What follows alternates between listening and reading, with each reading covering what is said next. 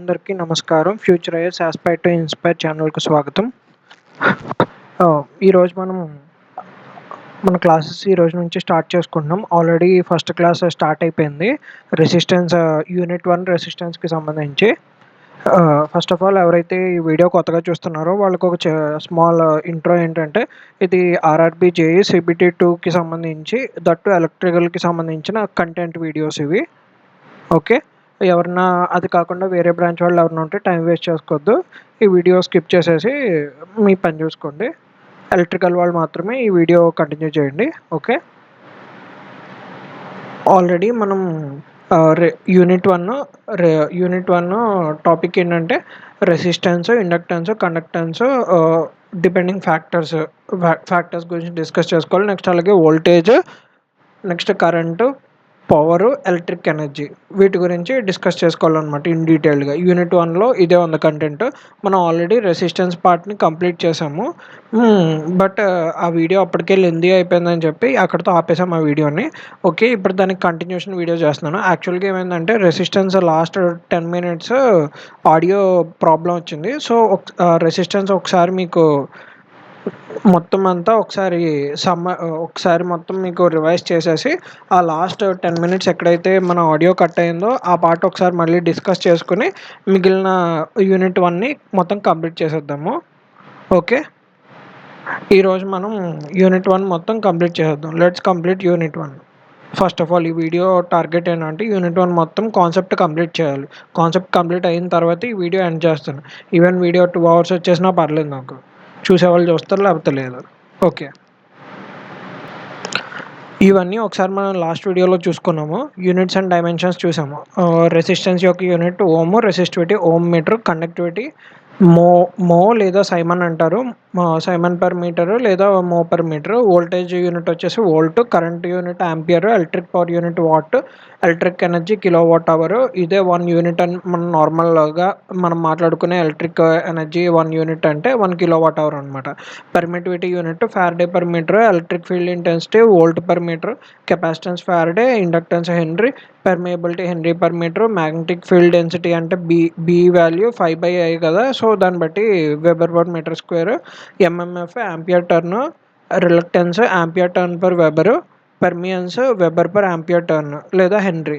Next luminous flux, ఇది last time RRB JE 2019లో వచ్చిన బిట్ అని కూడా చెప్పాను మీకు. ఇదిగా సారీ, ఇల్యూమినేషన్ ఆర్ఆర్బీ జేఈ 2019లో వచ్చిన బిట్ ఇది. ఇల్యూమినేషన్ యూనిట్ ఏంటని, lux or lumen per metre square. Lumen flux unit lumen. Next resistance అంటే ఏంటో మనం డెఫినేషన్ చూసాము. ఏదైతే ఎలక్ట్రిసిటీని అపోజ్ చేసే ప్రాపర్టీని రెసిస్టెన్స్ అంటాం. Next Ohm's law, constant temperature దగ్గర వోల్టేజ్ అన్నది డైరెక్ట్లీ ప్రపోర్షనల్ టు కరెంట్ అని చెప్పుకున్నాం. దాని నుంచి I = V/R. మనం కనుక గ్రాఫ్ గీస్తే linear line passing through origin వెళ్తుంది, దాని స్లోపే రెసిస్టెన్స్ వస్తుంది. R = V/I. Ohm's law vector form. ఇది ఆర్ఆర్బి, ఇది ఎస్ఎస్సి జేఈలో వచ్చిన బిట్ ఇది. వెక్టార్ ఫామ్ ఆఫ్ ఓమ్స్లా ఏంటని చెప్పి 4 ఆప్షన్లు ఇచ్చి దాంట్లో ఏంటని అడిగాడు. J = σE. నెక్స్ట్ J అంటే కరెంట్ డెన్సిటీ, E అంటే ఎలక్ట్రిక్ ఫీల్డ్, సిగ్మా అంటే కండక్టివిటీ. ఓమ్స్లా యొక్క లిమిటేషన్స్ మీకు ఆల్రెడీ చెప్పాను. ఓమ్స్లా అన్నది యూనిలాటరల్ యూనిలాటరల్ ఎలక్ట్రికల్ కాంపోనెంట్స్కి వర్కౌట్ కాదు. యూనిలాటరల్ అంటే కరెంట్ ఒక డైరెక్షన్, ఓన్లీ ఒక డైరెక్షన్లో వెళ్ళడానికి మాత్రమే పర్మిషన్ ఉన్నాయి అనుకోండి ఆ కాంపోనెంట్స్లో, వాటిని యూనిలాటరల్ అంటారు. అలా కాకుండా రెసిస్టెన్స్, ఇండక్టెన్స్, కెపాసిటర్ వీటిలో లెఫ్ట్ టు రైట్ అన్న మూవ్ అయిపోవచ్చు, రైట్ టు లెఫ్ట్ అన్న మూవ్ అయిపోవచ్చు. కాంపోనెంట్స్లో ఎటు నుంచి ఎటు కరెంట్ వెళ్ళినా కానీ ప్రాబ్లం లేదు మనకి. అలాంటి కాంపోనెంట్స్ని బైలాటరల్ కాంపోనెంట్స్ అంటారు. యూనిలాటరల్ కాంపోనెంట్స్లో ఓమ్స్లా పనిచేయదు. అలాగే non linear, non metallic, vacuum tubes, electrolytes, semi conductors వీటిలోనూ ఓమ్స్లా పనిచేయదు. ఎక్కడెక్కడ అప్లికబుల్ అంటే ఏసీలోను, డీసీలోను 2 సర్క్యూట్స్లోను బైలాటరల్ ఎలిమెంట్స్ ఉంటే పనిచేస్తుంది ఓమ్స్లా. నెక్స్ట్ అలాగే మెటాలిక్ కండక్టర్స్కి అప్లికబుల్ అవుతుంది ఓమ్స్లా. అలాగే linear elements such as resistor వీటన్నిటి మీద ఓమ్స్లా పనిచేస్తుంది. రెసిస్టెన్స్ సింబల్స్ ఇవి. నెక్స్ట్ అలాగే ఒక ఎలిమెంట్ని కండక్టర్ అని ఎప్పుడు అంటారు, 1 ఓం కంటే తక్కువ రెసిస్టెన్స్ వాల్యూ ఉంటే దాన్ని కండక్టర్ అంటారు. 1 ఓం నుంచి 0.1 మెగా ఓం లోపు ఉంటే దాన్ని రెసిస్టర్ అంటారు. 0.1 మెగా ఓం కంటే ఎక్కువ ఉంటే దాన్ని ఇన్సులేటర్ అంటారు. రెసిస్టెన్స్ యొక్క యూనిట్ ఓము. ఆల్రెడీ మెగా ఓం అంటే 10⁻6 అని, మిల్లీ అంటే 10⁻³ అని, కిలో అంటే 10⁻³ అని, మైక్రో ఓం అంటే 10⁻6 అని లాస్ట్ వీడియోలో మనం చెప్పుకున్నాం. Next law of resistance R = ρL/A. రో అంటే రెసిస్టివిటీ, ఎల్ అంటే లెంత్ ఆఫ్ ది కండక్టర్, ఏ అంటే ఏరియా ఆఫ్ క్రాస్ సెక్షన్. రో అన్నది మెటీరియల్ టు మెటీరియల్ చేంజ్ అవుతుంది. మెటీరియల్ బట్టి రో వాల్యూ అన్నది డిసైడ్ అవుతుంది, రెసిస్టివిటీ వాల్యూ అన్నది. సో ఇక్కడ రెసిస్టెన్స్ ఈ ఫార్ములా బట్టి R inversely proportional to A, directly proportional to length. అలాగే రెసిస్టెన్స్ టెంపరేచర్ మీద కూడా డిపెండ్ అవుతుంది. ఇది ఎలా డిపెండ్ అవుతుంది ఏంటన్నది మనం ఫ్యూచర్కి వెళ్ళాక మనం డిస్కస్ చేసుకున్నాము. ఏంటంటే కండక్టర్స్లో టెంపరేచర్ పెరిగే కొద్దీ రెసిస్టెన్స్ పెరుగుద్ది, వేరాజ్ ఇన్సులేటర్స్లో రెసిస్టెన్స్ ఇన్సులేటర్స్లోను సెమీ కండక్టర్స్లోను టెంపరేచర్ పెరిగే కొద్దీ రెసిస్టెన్స్ తగ్గుద్ది. వేరాజ్ కండక్టర్స్లో మాత్రం టెంపరేచర్ పెరిగితే రెసిస్టెన్స్ పెరుగుద్ది. అలాగే కండక్టర్స్లో టెంపరేచర్ తగ్గితే రెసిస్టెన్స్ తగ్గుద్ది. కానీ ఇన్సులేటర్స్లోను సెమీ కండక్టర్స్లోను టెంపరేచర్ తగ్గితే రెసిస్టెన్స్ పెరుగుద్ది. Okay. Next nature of material మీద రెసిస్టివిటీ అన్నది డిపెండ్ అవుద్ది. బిహేవియర్ ఆఫ్ రెసిస్టర్ అన్నది లీనియర్ ఎలిమెంట్. మీరు వీకి ఐకి గ్రాఫ్ కనుక గీసారనుకోండి, రెసిస్టర్ పెట్టుకుని దాని నుండి కరెంట్ పాస్ చేస్తున్నప్పుడు వోల్టేజ్ ఎలా చేంజ్ అవుతుందో చెక్ చేశారనుకోండి, లీనియర్గా చేంజ్ అవుతూ ఉంటుంది అనమాట. సో రెసిస్టర్ అన్నది లీనియర్, బైలాటరల్, ఎందుకంటే ఎటు నుంచి ఎటన్నా కరెంట్ ఫ్లో అన్నది యాక్సెప్టబుల్ రెసిస్టర్లో. అలాగే ప్యాసివ్ ఎలిమెంట్. ఎందుకు ప్యాసివ్ ఎలిమెంట్? ఇది పవర్నేమి డెలివర్ చేయదు, పవర్ని అబ్జర్వ్ చేసుకుంటుంది రెసిస్టర్, అందుకని ప్యాసివ్ ఎలిమెంట్. ఆల్రెడీ చెప్పుకున్నాం మనం. Next units of resistivity R = ρL/A. దాని నుంచి R యొక్క యూనిట్స్ ఓమ్, రెసిస్టివిటీ యొక్క యూనిట్స్ రో యూనిట్ వచ్చేసి ఓమ్ మీటర్ వస్తుంది. ఫార్ములా నుంచి డెరైవ్ చేసుకోవచ్చు. Next resistivity of some conductors, semi conductors, insulating material. మీకు ఆల్రెడీ చెప్పాను, ఈ 4 ఎలిమెంట్స్ ఇచ్చి 4 దేనికి రెసిస్టివిటీ బాగా ఎక్కువ లేదా రెసిస్టెన్స్ బాగా ఎక్కువ అని చెప్పి అడుగుతాడు. అలాగే ప్రీవియస్ ఇయర్ RRB JEE 2019లో ఒక బిట్ వచ్చిందని చెప్పాను. దాన్ని ఆన్సర్ చేయాలంటే మీకు వీటన్నిటి గురించి జనరల్గా తెలియాలి అని చెప్పాను. ఫస్ట్ ఆఫ్ ఆల్ సిల్వర్ అన్నింటికన్నా తక్కువ రెసిస్టివిటీ. సో పవర్ లాసెస్ తక్కువ ఉండాలంటే సిల్వర్ వాడుకోవాలి, బట్ అది బాగా కాస్ట్లీ, అందుకే సిల్వర్ జోలికి వెళ్ళలేదు మనం. కాపర్ కొంచెం చీపరు, బట్ సిల్వర్తో పోల్చుకుంటే కాపర్ వల్ల కొంచెం లాసెస్ ఎక్కువ ఉంటాయని చెప్పి మీకు చెప్పాను అప్పుడు. ఏమైనా ఐడియా వచ్చిందా మీకు? ఇన్కేస్ ఎవరైతే పాత వీడియో చూసారో వాళ్ళకి ఐడియా వచ్చి ఉంటుంది. నెక్స్ట్ గోల్డ్ బెస్ట్ అని చెప్పాను, బట్ గోల్డ్ కూడా మోర్ కాస్ట్లీయర్ రెండిట్లకన్నా. సో అందుకని గోల్డ్ జోలికి వెళ్ళాము. నెక్స్ట్ అందుకే అల్యూమినియం. అందుకే మనకి ఎప్పుడన్నా కాపర్ వైర్లు దొరికితే అల్యూమినియం వైర్లు దొరుకుతాయి. బట్ ఈ రెండిట్లకన్నా బెస్ట్ ఏంటంటే అల్యూమినియం కన్నా గోల్డ్ బెటరు, కాపర్ కన్నా సిల్వర్ బెటరు. బట్ అవి మనం అఫోర్డ్ చేయలేం కాబట్టి ఇట్లకి వస్తున్నాం. నెక్స్ట్ టంగ్స్టన్ గురించి మీకు ఏం చెప్పాను? టంగ్స్టన్ ఫిలమెంట్ వాడతారు. బల్బ్ కనిపెట్టినప్పుడు టంగ్స్టన్ ఫిలమెంట్ యూజ్ చేశారు. ఉన్న కండక్టర్స్ అన్నింటిలోనూ టంగ్స్టన్కి రెసిస్టెన్స్ ఎక్కువ, అందుకే I²R ఎక్కువ ఉంటుంది కదా. సో అందుకే మనకి ఎక్కువ లైట్ అన్నది ప్రొడ్యూస్ అవుద్ది అని చెప్పాను మీకు. గుర్తొచ్చిందా? నెక్స్ట్ అందుకని సెమీ కండక్టర్స్లో రెసిస్టివిటీ ఆర్డర్ ఇలా ఉంటుంది. వేరాజ్ సెమీ కండక్టర్స్లో చూసుకుంటే జెర్మేనియం, సిలికాన్. అట్ ప్రజెంట్ అన్ని చోట్ల మనం సిలికానే ఎక్కువ వాడుతున్నాము, ఎందుకంటే మోర్ అవైలబుల్ సిలికాన్ మనకి జెర్మేనియంతో పోల్చుకుంటే నేచర్లో. సో అందుకని సిలికాన్ దగ్గరికి వెళ్తున్నాం. బట్ ఇన్ కేస్ జెర్మేనియం కనుక మోర్ అవైలబుల్ అయితే అన్ని చోట్ల సిలికాన్ చిప్స్ బదులు జెర్మేనియం చిప్స్ వాడేసుకోవచ్చు. ఓకే. ఎందుకంటే అక్కడ రెసిస్టివిటీ బాగా తక్కువ ఉంది. రెసిస్టివిటీ తక్కువ ఉంటే కండక్టెన్స్ ఎక్కువ ఉంటుంది, అప్పుడు ఫ్లో ఆఫ్ డేటా ఇంకా ఫాస్ట్గా జరిగిపోద్ది అనమాట. నెక్స్ట్ ఇన్సులేటర్స్లో చూసుకుంటే ఫస్ట్ పోర్సిలిన్, దాని తర్వాత గ్లాస్ తర్వాత మైకా తర్వాత హార్డ్ రబ్బర్. ఓకే, ఇది ఆర్డర్.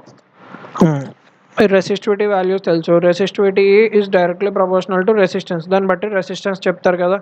అలాగే కండక్టివిటీ అంటే ఏంటి?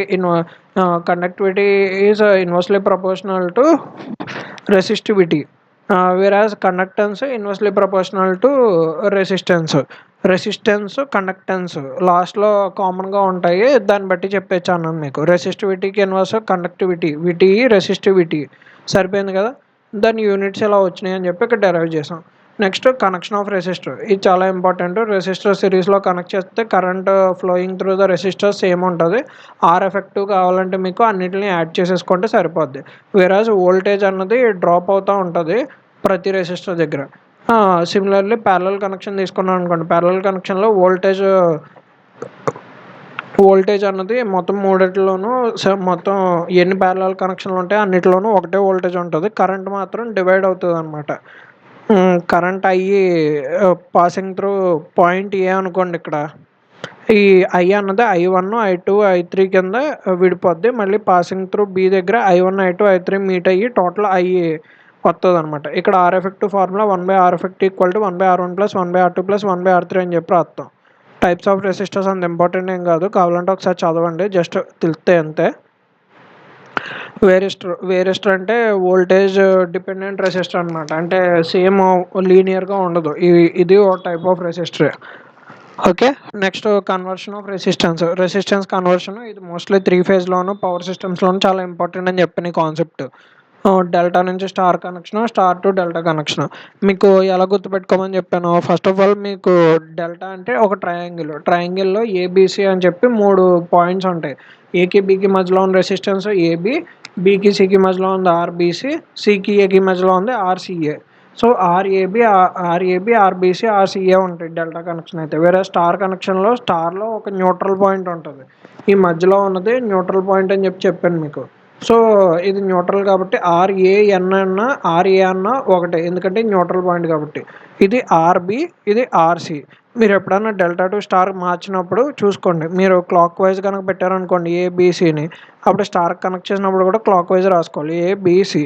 ఓకే, ఇప్పుడు డెల్టా కనెక్షన్ నుంచి స్టార్కి, డెల్టా టు స్టార్ అంటే ఏంటి? డెల్టా అంటే మీ దగ్గర ఆర్ఏబి ఆర్బిసి ఆర్సిఏ ఉన్నాయి. దాని నుంచి మీరు ఆర్ఏ కనుక్కోవాలి, ఆర్బి కనుక్కోవాలి, ఆర్సి కనుక్కోవాలి. ఫస్ట్ ఏం చేస్తారు, మీరు డెల్టా అంటే ట్రయాంగిల్ నుంచి మామూలు స్టార్ అంటే ఒక సింగిల్ లైన్, ఇదొక లైన్, ఇదొక లైన్, ఇదొక లైన్, సింగిల్ లైన్ కింద మార్చాలనుకుంటున్నారు అంతేనా? అంటే ఇప్పుడు మీకు ఆర్ఏ ఈక్వల్ టు, ఇప్పుడు మొత్తం అంతా ఒక ఎక్స్ప్రెషన్లోనే ఉంటుంది. ఎందుకంటే త్రీ యాంగిల్స్ నుంచి 3 లైన్స్ నుంచి సింగిల్ లైన్ కింద మార్చాలనుకుంటున్నారు కాబట్టి. సో అంటే ఇది బండగుర్తుగా గుర్తుపెట్టుకోవాలి మిమ్మల్ని. ఇప్పుడు ఆర్ఏ వాల్యూ కావాలి. RA equal to first of all ఏకి సంబంధించి ఏమున్నాయి? ఆర్ఏబి ఉంది, ఆర్ఏసి ఉంది, సిఏ ఉంది. కాబట్టి ఈ రెండింటిని న్యూమరేటర్లో రాసేయండి. ఆర్ఏబి ఇంటూ ఆర్సిఏ బై మొత్తం ఉన్నన్నింటిని యాడ్ చేసేయండి. RAB plus RBC plus RCA. సిమిలర్గా RB equal to RBA plus RBC by RAB plus RBC plus RCA. కింద కూడా సేమ్ అంతే. RC equal to RCA into RCB by RCA plus RCB plus RAB. అంతే, అయిపోయింది. Delta నుంచి స్టార్కి. ఇప్పుడు star నుంచి డెల్టాకి మార్చాలి. స్టార్ అంటే ఏంటి? స్టార్ అంటే సింగిల్ లైన్లు 3 ఉంటాయి. ఈ 3 సింగిల్ లైన్ని మనం ఒక ట్రయాంగిల్ కింద మార్చుకోవాలి అంతేనా? అంటే మీ దగ్గర ఆర్ఏ ఉంది, ఆర్బి ఉంది, ఆర్సీ ఉంది. ఈ మూడట్లని 3 ట్రయాంగిల్స్ కింద మార్చుకోవాలి. ఒక మూడట్లు ఆర్ఏబి ఆర్బిసి ఆర్సిఏ కింద ఒక ట్రయాంగిల్ కింద ఫామ్ చేయాలి స్టార్ టు డెల్టా అంటే.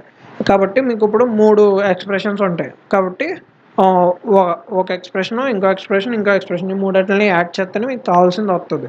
ఇప్పుడు మనం ఆర్ఏబి కనుక్కోవాలి. ఆర్ఏబి ఈక్వల్ టు ఫస్ట్ మీ దగ్గర ఆర్ఏ ఉంది కదా, ఆర్ఏ రాసేయండి. నెక్స్ట్ ఆర్ఏబిలో ఆర్బి ఉంది మీ దగ్గర, ప్లస్ ఆర్బి రాయండి. ఇప్పుడు ప్లస్ ఈ రెండు ఉన్నాయి కదా మీ దగ్గర, ఆర్ఏ ఉంది, ఆర్బి ఉంది. ఈ రెండింటిని న్యూమరేటర్లో రాసేయండి. ఆర్ఏ ఇంటూ ఆర్బి బై మిగిలింది ఏంటి? RC by RC. అంతే. సేమ్ అలాగే RBC equal to RB plus RC plus RB into RC by RA. Similarly RCA equal to RC plus RA plus RC into RA by RB. అంతే. ఇప్పుడు ఒకవేళ మూడు values కనుక same అనుకోండి, RAB RBC RCA equal to R అయిందనుకోండి, R delta అయిందనుకోండి. Whereas RA equal to RB equal to RC equal to RN అనుకోండి. ఇప్పుడు దాని నుంచి దీనికి మార్చాలి, దీని నుండి దానికి మార్చాలనుకోండి. మీరు ఈ ఫార్ములా అంతా సబ్స్టిట్యూట్ చేసుకుంటే సింపుల్గా మీకు వచ్చే వాల్యూ ఏంటంటే R delta equal to 3 into R star ఇక్కడ దేన్ని 3తో మల్టిప్లై చేయాలి అని మీకు డౌట్ రావచ్చు. దీనికోసం మీకు ఏం గుర్తుపెట్టుకోమని చెప్పాను, ఆర్ డెల్టా అంటే ట్రయాంగిల్ అంటే 3 యాంగిల్స్లోకి మార్చాలి స్టార్ నుంచి. అప్పుడు ఏం చేయాలి, ఒక్క యాంగిల్ని 3 సార్లు మల్టిప్లై చేయండి ఒక లైన్ని, అంటే 3 into R star equal to R delta అనమాట, అంతే. అలా కాకుండా మీకు ఆర్ స్టార్ కావాలి, R star equal to 3 triangles నుంచి ఒక లైన్ మార్చాలి. సో ఆటోమేటిక్గా ఆర్ డెల్టా బై 3 చేసేస్తే సరిపోద్ది, అన్నీ సేమ్గా ఉంటాయి. Okay, next effect of temperature on conductors, semi conductors and insulators. Already మీకు చెప్పాను, రెసిస్టెన్స్ ఏమవుద్ది, ఇన్ కేస్ టెంపరేచర్ కనుక టెంపరేచర్ ఇంక్రీజ్ అయితే ఆటోమేటిక్గా రెసిస్టెన్స్ కూడా పెరుగుద్ది. వేరాజ్ టెంపరేచర్ డిక్రీజ్ అయితే ఆటోమేటిక్గా రెసిస్టెన్స్ కూడా తగ్గుద్ది.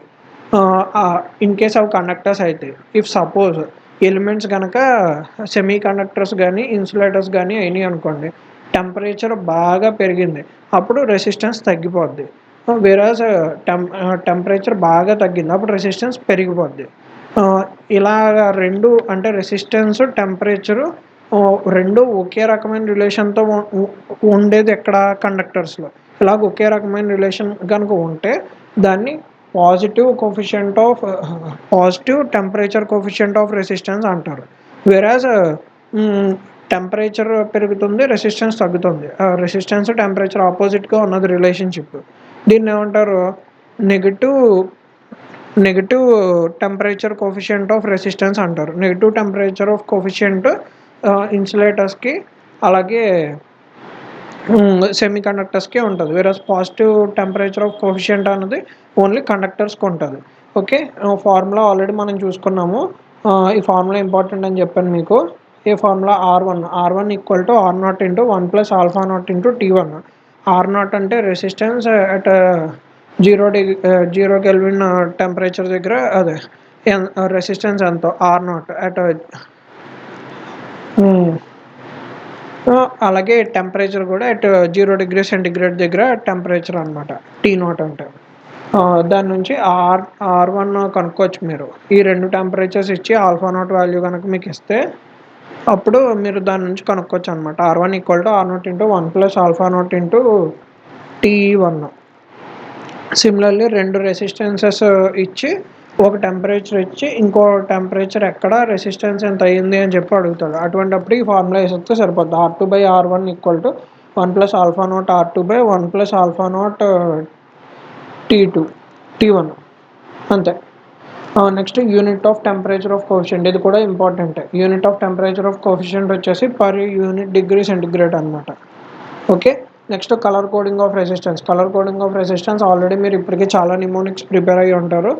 మీరు ప్రిపేర్ అయిన నిమోనిక్ని గుర్తుపెట్టుకోండి. మళ్ళీ నేను కొత్త నిమోనిక్ చెప్పాలనుకోవట్లేదు అని చెప్పాను మీకు. ఓకే, నెక్స్ట్ మనకి వీడియో ఎక్కడ కట్ అయింది మొన్న అంటే లాస్ట్ 10 minutesలో ఇంకో ఈ డిఫరెంట్ కాంబినేషన్ ఆఫ్ రెసిస్టెన్స్ దగ్గర మనకి వీడియో కట్ అయిందనమాట. సో ఇక్కడ నుంచి మనం ఇప్పుడు కంటిన్యూ చేద్దాం. ఓకే, ఫస్ట్ ఆఫ్ ఆల్ ఇక్కడ మీరు చూసుకున్నారనుకోండి, ఇక్కడ ఇలాగ ఒక సర్క్యూట్ ఇచ్చేసి మిమ్మల్ని దీని ఎఫెక్టివ్ రెసిస్టెన్స్ ఎంతో క్యాలిక్యులేట్ చేయమంటాడు. అప్పుడు ఫస్ట్ ఆఫ్ ఆల్ మీరు చేయాల్సిన పని ఏంటంటే, ఈ రెండు షార్ట్ సర్క్యూట్స్ ఉన్నాయి. ఇక్కడ ఒక షార్ట్ సర్క్యూట్ వైర్ ఉంది, ఇక్కడ వైర్ని షార్ట్ సర్క్యూట్ చేశాడు. అంటే ఇక్కడ ఏ పాయింట్ ఏదైతే ఉంటుందో ఇక్కడ కూడా సేమ్ పాయింట్. ఇక్కడ పాయింట్ ఏ అయితే ఆటోమేటిక్గా ఇక్కడ కూడా పాయింట్ ఏ అవుతుంది. ఇది పాయింట్ బి అయితే షార్ట్ సర్క్యూట్ కదా, ఇది కూడా పాయింట్ బి అవుతుంది. సో ఇప్పుడు దీన్ని మనం మోడిఫైడ్ సర్క్యూట్ రాసుకోవాలన్నమాట. ఇలాగా ఈ మోడిఫైడ్ సర్క్యూట్ ఎలా రాస్తావు, ఏకి బీకి మధ్యలో ఒక రెసిస్టెన్స్ ఆర్ ఉంది, బీకి ఏకి మధ్యలో రెసిస్టెన్స్ ఆర్ ఉంది, నెక్స్ట్ ఏకి బీకి మధ్యలో ఇంకో రెసిస్టెన్స్ ఆర్ ఉంది. సో మోడిఫైడ్ సర్క్యూట్ ఇదనమాట. ఈ మూడు రెసిస్టెన్స్లు ప్యారలల్లో ఉన్నాయి. ప్యారలల్లో ఉన్నప్పుడు ఫార్ములా ఏంటి, 1/R effective equal to 1/R1 plus 1/R2 plus 1/R3. దాని ప్రకారం RAB R/3 వస్తుంది. సేమ్ టైప్ 2 ఇక్కడ చూడండి, ఇక్కడ షార్ట్ సర్క్యూట్ ఏం లేదు. బట్ ఈ రెసిస్టర్ R ఉందనుకోండి, ఇది ఏ రెండు పాయింట్స్ మధ్య ఉందో మీకు క్లారిటీ లేదు. అలాంటప్పుడు ఏం చేసుకోవాలి, నీట్గా ఫస్ట్ ఆఫ్ ఆల్ మెన్షన్ చేసుకోండి. ఇది పాయింట్ ఏయే కదా, ఇది పాయింట్ బిఏ కదా, అది ఇచ్చిన పాయింట్స్. ఇప్పుడు మనం ఇంకో 2 పాయింట్లు పెట్టుకోవచ్చు. ఇది పాయింట్ సి అనుకోండి, నెక్స్ట్ ఇది పాయింట్ డి, ఇది గజిబిజిగా ఉంది కదా. ఫస్ట్ ఆఫ్ ఆల్ మనకు అర్థమయ్యేటట్టు మాడిఫైడ్ సర్క్యూట్ రాసుకోవచ్చు. ఏకి సికి మధ్యలో ఒక రెసిస్టర్ ఆర్ ఉంది. ఏకి సికి మధ్యలో రెసిస్టర్ ఆర్ గీసాం. నెక్స్ట్ ఏకి డికి మధ్యలో ఒక రెసిస్టర్ ఆర్, ఏకి డికి మధ్యలో ఇంకో రెసిస్టర్ ఆర్ గీసాం. సికి డికి మధ్యలో ఒక రెసిస్టర్ ఆర్, సికి డికి మధ్యలో ఒక రెసిస్టర్ ఆర్ గీసాం. నెక్స్ట్ సికి బికి మధ్యలో రెసిస్టర్ ఆర్, సికి బికి మధ్యలో రెసిస్టర్ ఆర్ గీసాం. నెక్స్ట్ బికి డికి మధ్యలో రెసిస్టర్ ఆర్, బికి డికి మధ్యలో రెసిస్టర్ ఆర్. ఇక్కడ మీకు తెలుసుకోవాల్సిన విషయం ఏంటంటే ఇక్కడ మనకి కాన్సెప్ట్ ఏంటంటే ఇప్పుడు సపోజ్ ఇది ఉందనుకోండి, ఇది రెసిస్టర్ 1 అంటే ఇలాగ ఎప్పుడన్నా మీకు ఏదన్నా రెసిస్టర్ కనిపిస్తే ఇది రెసిస్టర్ 1, ఇది రెసిస్టర్ 2, ఇది రెసిస్టర్ 3, ఇది రెసిస్టర్ 4 అయిందనుకోండి. అప్పుడు మీకు మెజరింగ్ ఇన్స్ట్రుమెంట్స్లో మనకి బ్రిడ్జెస్ వస్తాయి అన్నమాట. దాని ప్రకారం ఇది వీట్స్టోన్ బ్రిడ్జ్ అనమాట. వీట్స్టోన్ బ్రిడ్జ్ అని ఎప్పుడు అంటాం, ఇలాగ రెసిస్టెన్స్ 1, 2, 3, 4 ఉన్నప్పుడు R1 into R4 R1 into R4 equal to R2 into R3 కనుక అయితే అప్పుడు వీ కెన్ నెగ్లెక్ట్ ఈ పార్ట్ని మనం నెగ్లెక్ట్ చేసేయచ్చు. ఈ పార్ట్ మొత్తాన్ని నెగ్లెక్ట్ చేసేయచ్చు అనమాట, మనం తీసేయచ్చు.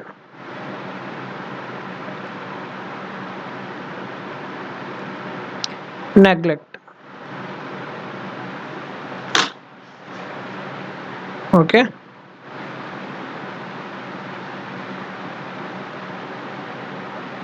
నెగ్లెక్ట్ చేసేయచ్చు. ఆ మధ్యలోంచి ఏ కరెంట్ ఫ్లో అవుతుంది అనమాట. సో ఇది మోడిఫైడ్ సర్క్యూట్, ఇలా చేంజ్ చేసేయచ్చు వీట్స్టోన్ బ్రిడ్జ్ ప్రకారం. సో దాని ప్రకారం అంటే బ్రిడ్జ్ బ్యాలెన్స్ అయిపోయింది కాబట్టి ఇది బ్యాలెన్స్డ్ కండిషన్ అంటారు. R1 R4 equal to R2 R3 అయితే బ్యాలెన్స్ కండిషన్. దాని ప్రకారం మనం దీన్ని నెగ్లెక్ట్ చేసేస్తాం.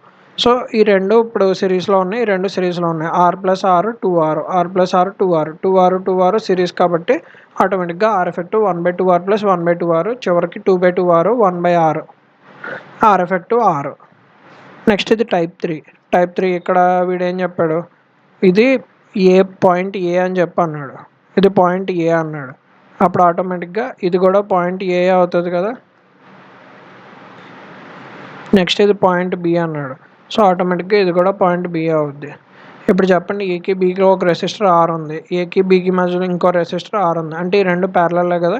ప్యారలల్ అయినప్పుడు మీకు ఆర్ ఎఫెక్టివ్ ఏమవుతుంది, R/2 వస్తుంది. అంతే, సింపుల్. ఇంకోండి చూసుకోండి, ఆర్ ఎఫెక్టివ్ R/2 వచ్చింది. ఇప్పుడు సేమ్ ఇందాకట్లాగే ఈ సమ్ కూడా చేయండి. ఇది పాయింట్ ఏ అయితే ఇది కూడా పాయింట్ ఏ, ఎందుకంటే రెండు షార్ట్ సర్క్యూట్ కాబట్టి. ఇది పాయింట్ బి అయితే ఆటోమేటిక్గా ఇది కూడా పాయింట్ బిఏ. ఇప్పుడు ఏకి బీకి మధ్యలో రెసిస్టర్ ఆర్ ఉంది, బీకి ఏకి మధ్యలో రెసిస్టర్ ఆర్ ఉంది. నెక్స్ట్ ఏకి బీకి మధ్యలో రెసిస్టర్ ఆర్ ఉంది, ఏకి బీకి మధ్యలో రెసిస్టర్ ఆర్ ఉంది. అంటే 4 రెసిస్టర్లు ప్యారలల్. అప్పుడు ఆటోమేటిక్గా ఆర్ ఎఫెక్టివ్ R/4 అవుతుంది. ఇంకోటి మోడిఫైడ్ సర్క్యూట్ ఇది, ఆటోమేటిక్గా are effective R/4.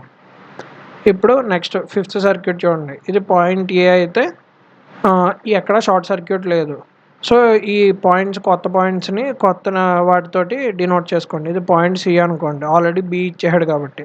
Next D అనుకోండి. ఇప్పుడు ఏకి బీకి మధ్యలో ఒక రెసిస్టర్ ఆర్ ఉంది, ఏకి సికి మధ్యలో ఒక రెసిస్టర్ ఆర్ ఉంది, ఏకి డికి మధ్యలో ఒక రెసిస్టర్ ఆర్ ఉంది, బీకి సికి మధ్యలో రెసిస్టర్ ఆర్ ఉంది. నెక్స్ట్ బీకి డికి మధ్యలో రెసిస్టర్ ఆర్ ఉంది. మొత్తం 6 రెసిస్టర్లు ఉన్నాయి.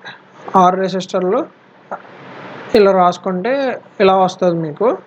వచ్చినప్పుడు దీంట్లో మళ్ళీ ఇది వీట్స్టోన్ బ్రిడ్జే కదా, కింద ఉన్నది ఈ రెండు, ఇది 4 6లే కాబట్టి మధ్యలో ఉన్నది పీకెత్తే అప్పుడు ఈ రెండు సిరీస్, దీని ఎఫెక్టివ్ 2R, దీని ఎఫెక్టివ్ 2R,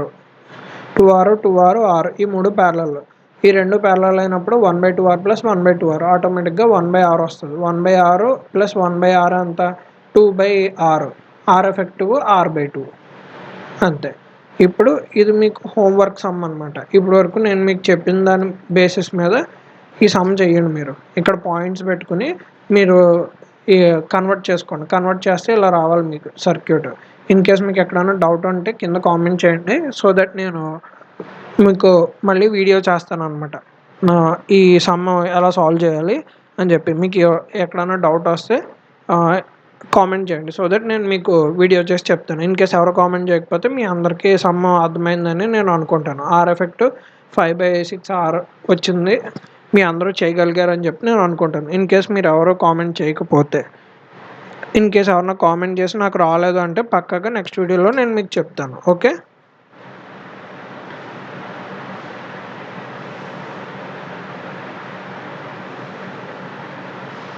ఓకే.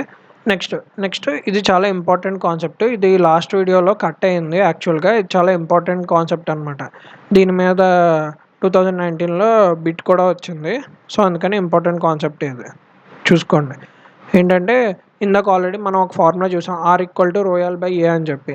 దాన్ని బేస్ చేసుకునే ఉంటుంది. బట్ ఇక్కడ జనరల్గా అందరూ చేసే మిస్టేక్ ఏంటంటే, ఇఫ్ సపోజ్ ఒక రెసిస్టర్ యొక్క లెంత్ n టైమ్స్ పెరిగింది అని ఇచ్చాడు. అప్పుడు మనం జనరల్గా ఏం చేస్తాం, R=ρL/Aలో లెంత్ L1 L2 కాస్త n×L1 అని చెప్పి వేసేసి సమ్ మొత్తం చేసేస్తాం. బట్ మీరు అలా చేశారనుకోండి, దానికి సంబంధించిన ఆన్సర్ ఉంటుంది ఆప్షన్లో. బట్ మీ సమ్ రాంగ్ అయిపోయినట్టే. రీజన్ ఏంటంటే, లెంత్ n టైమ్స్ పెరిగిందంటే ఆటోమేటిక్గా ఏరియా అన్నది n టైమ్స్ తగ్గిందని కూడా మీరు అర్థం చేసుకోవాలి. అది వాడు చెప్పడు, ఇండైరెక్ట్గా ఇచ్చినట్టు అనమాట. లెంత్ n టైమ్స్ పెంచాను ఒక కండక్టర్లో అంటే ఆటోమేటిక్గా ఏరియా n టైమ్స్ తగ్గుద్ది. లెంత్ ఏరియా రెండు ఆపోజిట్గా ఉంటుంది రిలేషన్. దాన్ని బట్టి మీరు న్యూ రెసిస్టెన్స్ క్యాలిక్యులేట్ చేయాలి. ఇప్పుడు దాని ప్రకారం చూసారనుకోండి, ఇక్కడ లెంత్ n టైమ్స్ పెరిగింది అన్నాడు. నేను ఏమన్నాను, ఆటోమేటిక్గా ఏరియా n టైమ్స్ తగ్గుద్ది అన్నాను. అప్పుడు R=ρL/A ఫార్ములా కదా, దాని ప్రకారం మీరు R2 వాల్యూ ఎంత వస్తుంది, R2=ρ ఇంటూ L/N L/N కింద n టైమ్స్ ఇంక్రీజ్ కదా, n×L బై కింద ఏరియా n టైమ్స్ తగ్గుద్ది అన్నాను, A/N. అప్పుడు చివరికి ఏమవుతుంది, that equal to ρ×L/A × n² వస్తుంది. ρL/A అన్నది R1 కదా, R1 × n² = R2 అంతే. అలాగే వచ్చిందనమాట ఇక్కడ R2 అన్నది. నెక్స్ట్ ఇఫ్ సపోజ్ సేమ్ అలాగే ఇప్పుడు ఏరియా వాల్యూ n టైమ్స్ పెరిగింది అన్నాడు. ఏరియా n టైమ్స్ పెరిగితే లెంత్ ఆటోమేటిక్గా n టైమ్స్ తగ్గుద్ది. దాని ప్రకారం R2 = R1/n² వస్తుంది. సిమిలర్గా ఇఫ్ సపోజ్ మీకు రెసిస్టెన్స్ అంటే ఒక కండక్టర్ యొక్క రెసిస్టెన్సే కదా మనం క్యాలిక్యులేట్ చేసేది. ఆ కండక్టర్ సపోజ్ మనం జనరల్గా వైర్లు వాడతాం, వైర్లన్నీ సర్క్యులర్గానే ఉంటాయి కదా. ఆ circular area of cross section ఉంటాయి జనరల్గా.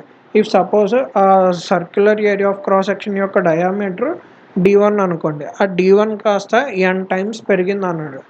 n టైమ్స్ డయామీటర్ పెరిగితే మీకు ఏరియా ఆఫ్ సర్కిల్ ఎంత, πd²/4 కదా. దాని ప్రకారం D కనుక n టైమ్స్ పెరిగితే ఏరియా n² టైమ్స్ పెరుగుద్ది. ఏరియా n² టైమ్స్ పెరిగిందంటే మీకు ఏం చెప్పాను, ఇప్పుడన్నా ఏరియా పెరిగితే లెంత్ తగ్గుద్ది అన్నాను. సో లెంత్ n² టైమ్స్ తగ్గుద్ది. L కాస్త L/n² అవుతుంది, ఏరియా కాస్త n² × A అవుతుంది. ఇప్పుడు దాని నుంచి న్యూ రెసిస్టెన్స్ R2 = R1/n⁴ అవుతుంది. ఓకే. మీకు క్వశ్చన్లో జనరల్గా ఎలా ఇస్తాడంటే, వైర్ అన్నది స్ట్రెచ్డ్ n టైమ్స్ అంటారు. వైర్ స్ట్రెచ్ చేయడం, స్ట్రెచ్ అంటే ఏంటి, తెలుగులో సాగదీయడం. వైర్ని n టైమ్స్ సాగదీసాడు అన్నాడు. సాగదీస్తే ఏమవుద్ది, సాగితే ఆటోమేటిక్గా ఏరియా తగ్గిపోద్ది కదా లోపల. సో ఏరియా తగ్గుద్ది, లెంత్ పెరుగుద్ది. n టైమ్స్ సాగదీసాను అన్నాడు అంటే సపోజ్ 2 టైమ్స్ సాగదీసాను అన్నాడు అనుకో, అంటే 2 సార్లు లెంత్ పెరుగుద్ది, 2 టైమ్స్ లెంత్ పెరుగుద్ది.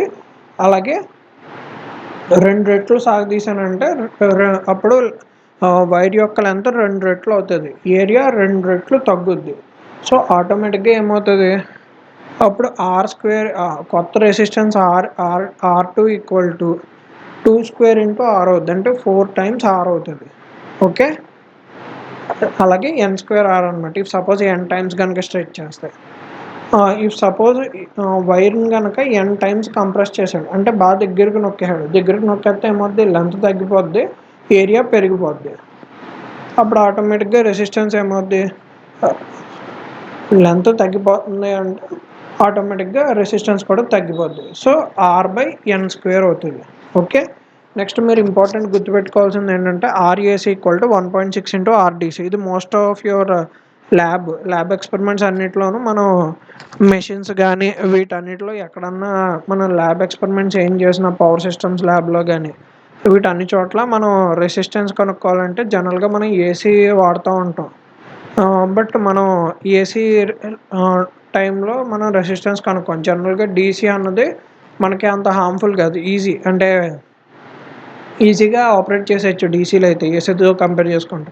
సో అందుకని మనం అంటే మన ల్యాబ్ ఎక్విప్మెంట్స్లో సో జనరల్గా మనం ఏం చేస్తాం, మనం మెజర్మెంట్స్ అన్నీ డీసీగా క్యాలిక్యులేట్ చేస్తాం. అలాగా ఆర్డీసీ కనుక్కొని దాన్ని ఏసీ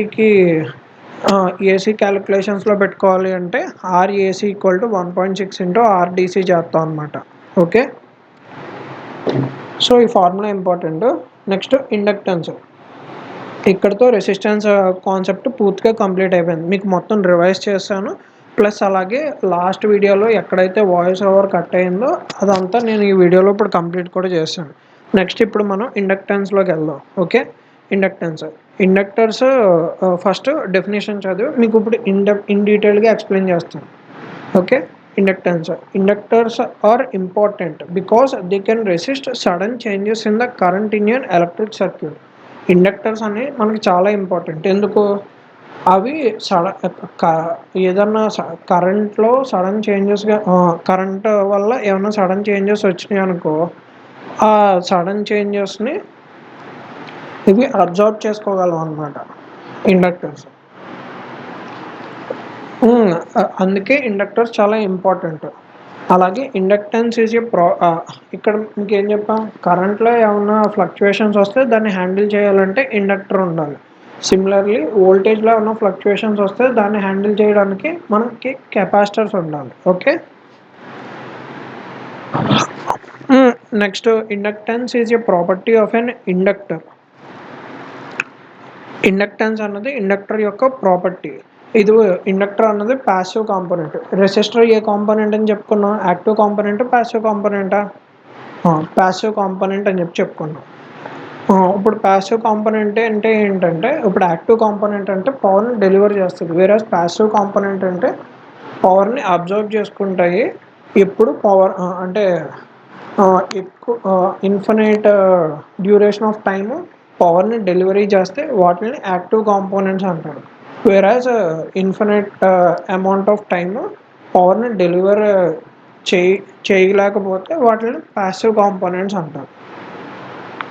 ఓకే, ఇప్పుడు ఇండక్టర్ అనేది ప్యాసివ్ కాంపోనెంట్ అంటే ఇన్ఫినైట్ అమౌంట్ ఆఫ్ టైమ్ పవర్ని ఏం డెలివరీ చేయలేదు అనమాట inductor. Next that is used in most electrical circuit to store energy in the form of magnetic field when electric current flows through it. జనరల్గా ఏంటంటే inductors చేసే పని ఏంటంటే ఇవి ఎలక్ట్రిక్ కరెంట్ని మ్యాగ్నెటిక్ ఎనర్జీ కింద స్టోర్ చేసుకుంటాయి ఇండక్టర్స్. దానికోసం ఇండక్టర్స్ని మనం యూజ్ చేస్తాం. వేరాజ్ కెపాసిటర్స్ ఏం చేస్తాయి, కెపాసిటర్స్ వోల్టేజ్ ద్వారా ఎలక్ట్రిక్ ఎనర్జీని స్టోర్ చేసుకుంటే ఛార్జ్ స్టోర్ చేసి దాని ద్వారా ఎలక్ట్రిక్ ఎనర్జీని స్టోర్ చేసుకునేది కెపాసిటర్. వేరాజ్ మ్యాగ్నెటిక్ ఫీల్డ్ ద్వారా మ్యాగ్నెటిక్ ఎనర్జీని స్టోర్ చేసుకునేది ఇండక్టర్. మ్యాగ్నెటిక్ ఎనర్జీని ఇండక్టర్ స్టోర్ చేసుకుంటే ఎలక్ట్రిక్ ఎనర్జీని కెపాసిటర్ స్టోర్ చేసుకుంటుంది. ఓకే, ఇవి వాటి మెయిన్ పర్పస్ అన్నమాట. ఇప్పుడు Faraday's law of electromagnetic induction చూద్దాం. యాక్చువల్గా Faraday's law of electromagnetic induction అనేది చాలా ఇంపార్టెంట్ కాన్సెప్ట్. ఇట్ల బేస్ మీద మనకు మొత్తం మెషిన్స్ చాప్టర్స్ అన్నీ వీటి బేస్ మీదే ఉంటాయి. ఓకే, ఫస్ట్ ఫారడే అన్న ఆయన ఏం చెప్పాడు, ఫస్ట్ లా కింద change of magnetic flux linked to A coil induced an EMF across a coil. ఆయన ఏం చెప్పాడంటే మ్యాగ్నెటిక్ ఫ్లక్స్లో కనుక చేంజ్ ఏమన్నా వచ్చిందనుకో, అది చే అంటే మ్యాగ్నెటిక్ ఫ్లక్స్లో చేంజ్ ఉంటే ఆటోమేటిక్గా అంటే చేంజ్ ఒక కాయిల్ చుట్టూరా ఉన్న మ్యాగ్నెటిక్ ఫ్లక్స్లో కనుక చేంజెస్ వచ్చింది విత్ రెస్పెక్ట్ టు టైం, ఆటోమేటిక్గా ఆ కాయిల్ ఏదైతే ఆ మ్యాగ్నెటిక్ ఫ్లక్స్ గుండా పాస్ అవుతుందో దాంట్లో ఆటోమేటిక్గా ఈఎంఎఫ్ అన్నది జనరేట్ అవుతుంది అని చెప్పి ఫారడే ఫస్ట్ లా కింద చెప్పాడు. ఈ ఫారడే ఫస్ట్ లా సెకండ్ లా డైరెక్ట్ స్టేట్మెంట్స్ అడిగేస్తారు మిమ్మల్ని, సో అందుకని చూసుకోండి, చాలా ఇంపార్టెంట్. నెక్స్ట్ అలాగే సెకండ్ లా కింద ఏం చెప్పాడు, ఇప్పుడు ఆ మ్యాగ్నెటిక్ ఫ్లక్స్ ఏదైతే changing magnetic flux with respect to time ఉన్న మ్యాగ్నెటిక్ ఫ్లక్స్ మధ్యలో నువ్వు పెట్టిన కాయిల్ ఏదైతే ఉందో దాంట్లో ఈఎంఎఫ్ జనరేట్ అవుతుంది అని ఫస్ట్ లాలో చెప్పాడు. ఇప్పుడు ఆ జనరేట్ అవుతున్న ఈఎంఎఫ్ వాల్యూ ఎంతో సెకండ్ లాలో చెప్పాడు అనమాట. ఆ వాల్యూ ఎంత, ఈఎంఎఫ్ అన్న వోల్టేజ్ అన్న ఒకటే. ఈ ఈక్వల్ టు ఈఎంఎఫ్ని ఈతో డినోట్ చేసాం ఇక్కడ, E equal to minus N into d∅/dt. N అంటే number of turns of the coil, అంటే మధ్యలో కాయిల్ ఉందన్నాం కదా, ఆ కాయిల్కి ఎన్ని టర్న్స్ అయితే ఉన్నాయో అది ఎన్ అనమాట, number of turns, into d∅/dt. ఇది ఆ జనరేట్ అవుతున్న ఈఎంఎఫ్ యొక్క వాల్యూ. ఇక్కడ వచ్చిన మైనస్ సైన్ దేన్ని ఇండికేట్ చేస్తుంది, ఇప్పుడు లైక్ జనరేట్ అయిన మ్యాగ్నెటిక్ ఫ్లక్స్ అన్నది, అదే జనరేట్ అయిన ఈఎంఎఫ్ అన్నది దేనివల్ల జనరేట్ అయింది, ఆ మ్యాగ్నెటిక్ ఫ్లక్స్ చేంజ్ అవుతున్న మ్యాగ్నెటిక్ ఫ్లక్స్ వల్ల ఈ ఈఎంఎఫ్ అన్నది జనరేట్ అయింది. ఆ చేంజ్ అవుతున్న మ్యాగ్నెటిక్ ఫ్లక్స్ డైరెక్షన్ని ఇది అపోజ్ చేస్తూ వస్తుందన్నమాట వోల్టేజ్ జనరేట్ అయిన ఈఎంఎఫ్. సో ఆ అపోజిషన్ని ఈ నెగిటివ్ సైన్ ఇక్కడ ఇండికేట్ చేస్తుంది అంతే. అదే ఇక్కడ మెన్షన్ చేశాడు చూడండి, where negative sign shows that EMF induced always oppose the change in flux. Okay. Next Faraday's law for an inductor. ఇండక్టర్కి ఫారడేస్లో ఏమవుతుంది, ఇప్పుడు మనం ఏం చెప్పుకున్నాం, v equal to minus N into d∅/dt అని చెప్పుకున్నాం. ఇక్కడ ఆ ప్రపోర్షనాలిటీ కాన్స్టెంట్ అక్కడ నెంబర్ ఆఫ్ టర్న్స్ ఎన్ అయింది, ఇక్కడ ఇండక్టెన్స్ ఎల్ అని చెప్పి రాస్తాము. వెరాజ్ 5 బదులు ఐ పెట్టాం మనం, ఇక్కడ d∅/dt బదులు di/dt పెట్టాం. ఎందుకు పెట్టాం, మనం నెట్వర్క్ థియరీ ఇవన్నీ మనం చెప్పుకున్నప్పుడు ఏం చెప్తామంటే లీనియర్ సర్క్యూట్స్లోనే ఇదంతా అని చెప్తాం.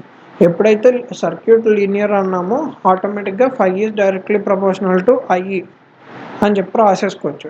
సో 5 బదులు కరెంట్ ఐ పెట్టేసుకోవచ్చు. ఇంత డెప్త్ నాలెడ్జ్ మీకైతే ప్రస్తుతం అక్కర్లేదు, 5 బదులు ఐ ఎందుకు మారించాము అని మిమ్మల్ని ఎగ్జామ్లో అడగరు, జస్ట్ మీ అండర్స్టాండింగ్ కోసం చెప్పాను. యాక్చువల్గా ఇవి ఏంటంటే బిహెచ్ఎల్ లేదా బార్క్ అటువంటి చోట్ల మిమ్మల్ని ఇంటర్వ్యూ క్వశ్చన్స్ అడుగుతారు కదా, అటువంటిప్పుడు అడుగుతారు అనమాట, d∅/dt బదులు di/dt ఎందుకు పెట్టావు నువ్వు, మొత్తం నెట్వర్క్ థియరీ మొత్తంలో v equal to L into di/dt రాసుకుంటున్నావు, VL equal to L into d∅/dt పెట్టి ఎందుకు సమ్ చేయట్లేదు నువ్వు, ఒరిజినల్గా ఫారడే చెప్పింది అది కదా అని చెప్పి మిమ్మల్ని అడుగుతారనమాట జనరల్గా ఇంటర్వ్యూలో. అటువంటిప్పుడు చెప్పాల్సిన ఆన్సర్ ఏంటంటే 5 is directly proportional to I linear సర్క్యూట్స్లో, సో అందుకని నేను 5 బదులు ఐ పెట్టుకున్నాను అని చెప్పి. But RRB JE point of వ్యూలో మీకు అంత ఇన్డెప్త్ నాలెడ్జ్ ఏమో అక్కర్లేదు, జనరల్గా VL equal to L into di/dt అని గుర్తుపెట్టుకోండి సరిపోద్ది. ఆల్రెడీ మీరు ఎప్పటి నుంచో చదువుతూ ఉంటారు కాబట్టి మీకు నోటికి కంఠస్థ వచ్చేసి ఉంటుంది ఈ పాటికే. VL equal to L into di/dt Faraday's law ప్రకారం. ఇప్పుడు దాని నుంచి కరెంట్ వాల్యూ కనుక్కోవాలనుకోండి, I of T equal to మీకు సిమిలర్గా ఓమ్స్లా చెప్పాం మనం అక్కడ, V is directly proportional to I అని చెప్పి, అలాగే ఇండక్టర్లో మనం ఫారడే లా చెప్పుకున్నాం. ఓకే, అంటే మీకు ఎందుకు ఇలాగా కంపారిజన్ చెప్తున్నానంటే సో దట్ మీకు ఐడియా ఉంటుంది. ఫారడే లా అంటే ఏంటంటే సడన్గా మీకు ఏం గుర్తు రాలేదనుకోండి, అప్పుడు కనీసం స్ట్రైక్ అవుతుంది అనమాట, మనం ఇండక్టర్ దాంట్లో చెప్పుకున్నాం కదా ఫారడే లా అని చెప్పి, అప్పుడు కనీసం ఒకసారి ఆలోచిస్తారు ఇండక్టర్స్లో మనకి ఏమేమి ఫార్ములా వచ్చు దాన్ని బట్టి ఏమన్నా ఫారడే లా గుర్తు వస్తుందేమో అని. సో అందుకని చెప్తున్నాను మీకు ఈ కనెక్షన్లన్నీ. దాని నుంచి కరెంట్ ఫార్ములా డెరైవ్ చేయండి, I of T equal to 1/L into integral 0 to t VLdt plus I of 0 minus అని చెప్పి వస్తుంది దాని నుంచి. Okay, next types of inductance. ఇండక్టెన్స్లో కూడా రకాలు ఉన్నాయి. సెల్ఫ్ ఇండక్టెన్స్ అంటే దాని ఇంటర్నల్గా దాని మ్యాగ్నెటిక్ ఫీల్డ్ దాని మ్యా దాని యొక్క మ్యాగ్నెటిక్ ఫీల్డ్ యొక్క ప్రొడ్యూస్ అయింది అనుకోండి. మ్యాగ్నెటిక్ ఫీల్డ్ వల్ల ప్రొడ్యూస్ అయిన ఇండక్టెన్స్ అయితే సెల్ఫ్ ఇండక్టెన్స్ అంటారు. అంటే దాంట్లో ఫ్లో అవుతున్న కాయిల్లో ఫ్లో అవుతున్న ఆ కాయిల్లో ఫ్లో అవుతున్న కరెంట్ వల్ల జనరేట్ అయిన వోల్టేజ్ అనుకోండి, ఇండ్యూస్డ్ ఈఎంఎఫ్ అనుకోండి, అప్పుడు దానివల్ల వచ్చేది సెల్ఫ్ ఇండక్టెన్స్ అనమాట. దాన్ని ఎల్తో డినోట్ చేస్తారు. L equal to N∅/I. Okay, ఈ ఫార్ములా ఎలా వచ్చింది అంటే V ఈక్వల్ టు IR కదా. సిమిలర్లీ మనం మ్యాగ్నెటిక్ ఫీల్డ్ సర్క్యూట్ కనుక గీస్తే ఇక్కడ ఎంఎంఎఫ్ అంటారు, మనకి ఈఎంఎఫ్ అంటారు, వోల్టేజ్ని ఈఎంఎఫ్ అంటారు, ఎలక్ట్రోమోటివ్ ఫోర్స్ అని. సిమిలర్లీ మ్యాగ్నెటిక్ మోటివ్ ఫోర్స్ అంటారు ఎంఎంఎఫ్ వాల్యూ వచ్చేసి N∅/I. ఎలా అయితే V/I R అవుతుందో V/I ఈక్వల్ టు R ఎలా అయితే అవుతుందో సిమిలర్లీ ఇక్కడ MMF by current equal to inductance L అవుతుంది అనమాట. సో దట్ ఇక్కడ ఎంఎంఎఫ్ వాల్యూ N∅/I. మీకు ఇదంతా కాన్సెప్ట్ అర్థం కాదు అంటే సింపుల్గా ఫార్ములా బట్టి కొట్టేసుకోండి, ఎందుకంటే దీని మీద 1 మార్క్ సమ్లా అన్న రావచ్చు, లేకపోతే డైరెక్ట్ ఫార్ములా అని అడగచ్చు. నెక్స్ట్ పైన ఉన్న equation VL equal to L into DI/dt Faraday's law ప్రకారం L ఈక్వల్ టు VL/DI/dt అని చెప్పి రాసుకోవచ్చు. ఓకే, నెక్స్ట్ అలాగే సేమ్ 5/I అన్నది దీన్ని కాస్త మనం N²/S అని చెప్పి రాసుకోవచ్చు. ఎస్ అంటే రిలక్టెన్స్ అనమాట. సో దాని నుంచి మనకి వచ్చే ఫార్ములా ఏంటి, µ0 A ఇంటూ N²/L. మనం కూడా ఇక్కడ చూసుకుంటే సెల్ఫ్ ఇండక్టెన్స్కి కూడా with respect to area and length ద్వారా మనం ఒక రిలేషన్ తీసుకోవచ్చు. ఎలా అయితే R equal to ρL/A, similarly ఇక్కడ self inductance L equal to µ0 A N²/L అని చెప్పి వచ్చింది. ఓకే, ఇక్కడ µR అంటే రిలేటివ్ పర్మియబిలిటీ, µ0 అంటే 4π × 10⁻⁻⁷ H/m అనమాట. ఎస్ అంటే రిలక్టెన్స్. ఓకే, ఇదంతా సెల్ఫ్ ఇండక్టెన్స్కి సంబంధించిన formulas. Mutual inductance M equal to, ఇది మ్యూచువల్ ఇండక్టెన్స్ అంటే రెండు కాయిల్స్ పక్క పక్కనే ఉన్నాయి, అప్పుడు ఒకదాని ఎలక్ట్రిక్ ఫీల్డ్ ఇంకో దాన్ని కట్ చేస్తుంది అనుకోండి, అప్పుడు ఇంకో ఇండక్టెన్స్ అనేది జనరేట్ అవుతుంది అనమాట. సెల్ఫ్ ఇండక్టెన్స్తో పాటు పక్క కాయిల్ వల్ల దీంట్లో జనరేట్ అయిన ఈఎంఎఫ్ ఉంటుంది కదా, దానివల్ల వచ్చే ఇండక్టెన్సే ఈ మ్యూచువల్ ఇండక్టెన్స్ అనమాట.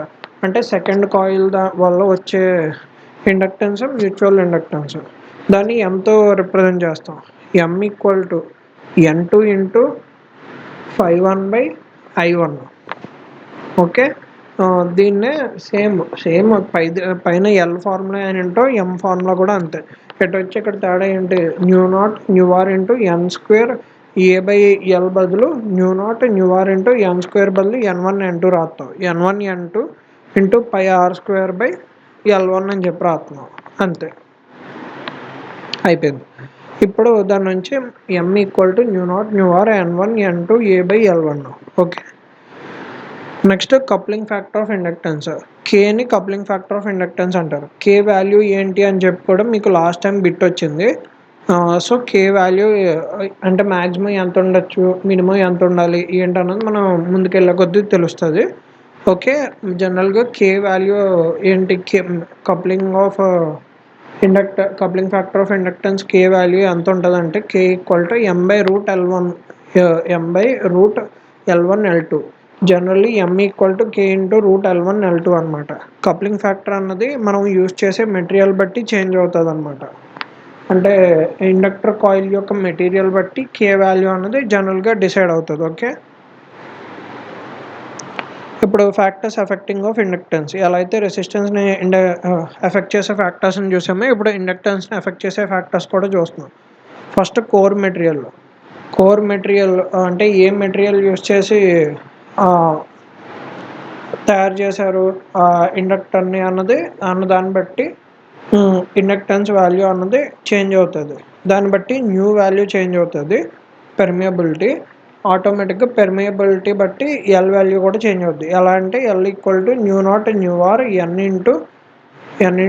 ఎన్ square A into N square A by L కదా. దాని నుంచి L is directly proportional to mu. If suppose permeability కనుక ఇంక్రీజ్ అయితే ఆటోమేటిక్గా ఇండక్టెన్స్ వాల్యూ కూడా ఇంక్రీజ్ అవుద్ది. Coil area is directly proportional to inductance కదా. సో ఈ ఏ చేంజ్ అయితే ఆటోమేటిక్గా ఎల్ కూడా చేంజ్ అవుద్ది. Similarly length of the coil is inversely proportional to inductance L. So ఆటోమేటిక్గా లెంత్ కనుక చేంజ్ అయితే ఆటోమేటిక్గా ఇండక్టెన్స్ కూడా చేంజ్ అవుద్ది. ఇక్కడ ఎక్స్ట్రాగా number of turns of the coil మీద కూడా డిపెండ్ అవుద్ది అనమాట. ఇండక్టెన్స్ టర్న్స్ కనుక ఎక్కువ ఉంటే ఆటోమేటిక్గా ఇండక్టెన్స్ కూడా ఎక్కువ ఉంటాయి. ఇండక్టర్ యొక్క బిహేవియర్ ఎలా ఉంటుందో చూద్దాం. ఫస్ట్ ఆఫ్ ఆల్ మీకు ఏం చెప్పాను, ఇండక్టర్ ప్రాపర్టీ అంటే ఏంటన్నాను. అసలు ఇండక్టెన్స్ అంటే ఎలక్ట్రిక్ ఫీల్డ్ని స్టోర్ చేసుకునే ఎలక్ట్రిక్ ఫీల్డ్ని స్టోర్ చేసుకుంటుంది ఇండక్టర్. అలాంటి ప్రాపర్టీ ఉంటే దాన్ని ఇండక్టెన్స్ అని అంటాం అని అన్నాను మీతోటి. Okay. So inductor with initial కండిషన్స్లో ఇండక్టర్ ఎలా వర్క్ చేస్తుంది. ఇనీషియల్ కండిషన్స్లో ఇండక్టర్ కరెంట్ సోర్స్ కింద వర్క్ చేస్తుంది అనమాట. అంటే మ్యాగ్నెటిక్ ఫీల్డ్ని స్టోర్ చేసుకుంటుంది ఇండక్టర్ అని చెప్పాను జనరల్గా. అలా స్టోర్ చేసుకున్న ఇండక్టెన్స్ని స్టోర్ చేసుకున్న మ్యాగ్నెటిక్ ఫీల్డ్ ద్వారా ఇది కాసేపు అంటే కొంత డ్యూరేషన్ ఆఫ్ టైం వరకు ఇది ఒక కరెంట్ సోర్స్ కింద కొంత కరెంట్ని డెలివర్ చేస్తుంది అనమాట. ఇది ఇనీషియల్లీ టీ ఈక్వల్ టు 0 దగ్గర. అలాగే t equal to infinity after some point of time inductor కాస్త షార్ట్ సర్క్యూట్ అయిపోద్ది అనమాట. వేరాజ్ ఇది ఇనీషియల్ కండిషన్స్. అలా కాకుండా ఇండక్టర్ వితౌట్ ఇనీషియల్ కండిషన్ అంటే ఇనీషియల్గా దాంట్లో మ్యాగ్నెటిక్ ఎనర్జీ ఏమీ లేదనుకోండి, వితౌట్ ఎనీ మ్యాగ్నెటిక్ ఫీల్డ్. అప్పుడు ఆటోమేటిక్గా ఏమవుద్ది, అట్ 0 సెకండ్స్ దగ్గర ఇండక్టర్స్లో అసలు మ్యాగ్నెటిక్ ఫీల్డ్ లేనప్పుడు ఆటోమేటిక్గా అది ఓపెన్ సర్క్యూట్ అవుతుంది. అలాగే టీ ఈక్వల్ టు ఇన్ఫినిటీ దగ్గర అది మళ్ళీ దాని దగ్గర like t equal to infinity దగ్గర మళ్ళీ షార్ట్ సర్క్యూట్ కింద యాక్ట్ చేస్తుంది. అంటే మీకు దీన్ని బట్టి అర్థమైందండి. ఇఫ్ సపోజ్ దాంట్లో ఆల్రెడీ మ్యాగ్నెటిక్ ఫీల్డ్ ఉంటే మ్యాగ్నెటిక్ ఫీల్డ్ ఎనర్జీ కనుక స్టోర్ అయ్యి ఉందనుకోండి ఇండక్టర్లో, అప్పుడు ఇండక్టర్ కరెంట్ సోర్స్ కింద యాక్ట్ చేస్తుంది. ఇఫ్ సపోజ్ ఇండక్టర్ దగ్గర మ్యాగ్నెటిక్ ఫీల్డ్ ఆఫ్ ఎనర్జీ కనుక స్టోర్ అయ్యి లేదు ఇనీషియల్గా, అప్పుడు అది షార్ట్ సర్క్యూట్ కింద యాక్ట్ చేస్తుంది. ఓకే. ఎనర్జీ స్టోర్డ్ ఇన్ ఇండక్టర్లో energy magnetic field energy store అవుతుందని చెప్పాను. దాని వాల్యూ ఎంత, ½ Li² అనమాట. ½ Li² జౌల్స్.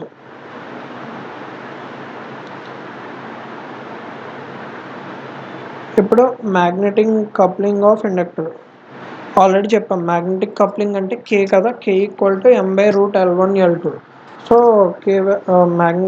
ఇప్పుడు ఈ రెండు ఇండక్టర్స్ L1 L2 రెండు ఇలా కనెక్ట్ చేశారు. ఇక్కడ మీరు కనుక చూసుకుంటే if suppose current is passing through this direction అనమాట. ఇఫ్ సపోజ్ కరెంట్ ఇలా వస్తుంది అనుకుందాం, కరెంట్ ఐ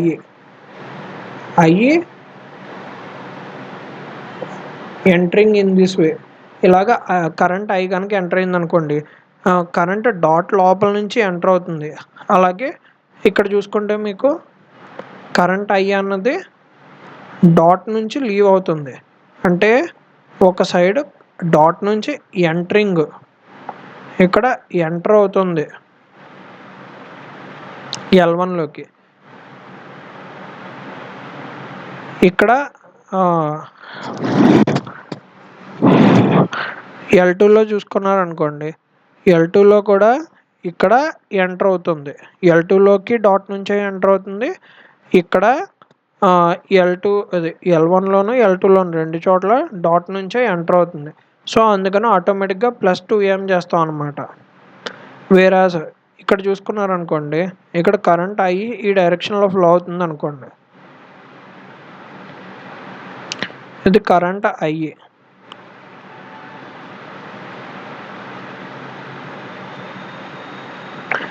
అయ్యి ఎంటర్ అవుతుంది. వేరేజ్ ఇక్కడ డాట్ దగ్గర ఎగ్జిట్ అవుతుంది. L2లో డాట్ దగ్గర ఎగ్జిట్ అవుతుంది, అంతేనా? ఎగ్జిట్ ఒకటి ఎంటరింగ్, ఇంకొకటి ఎగ్జిట్.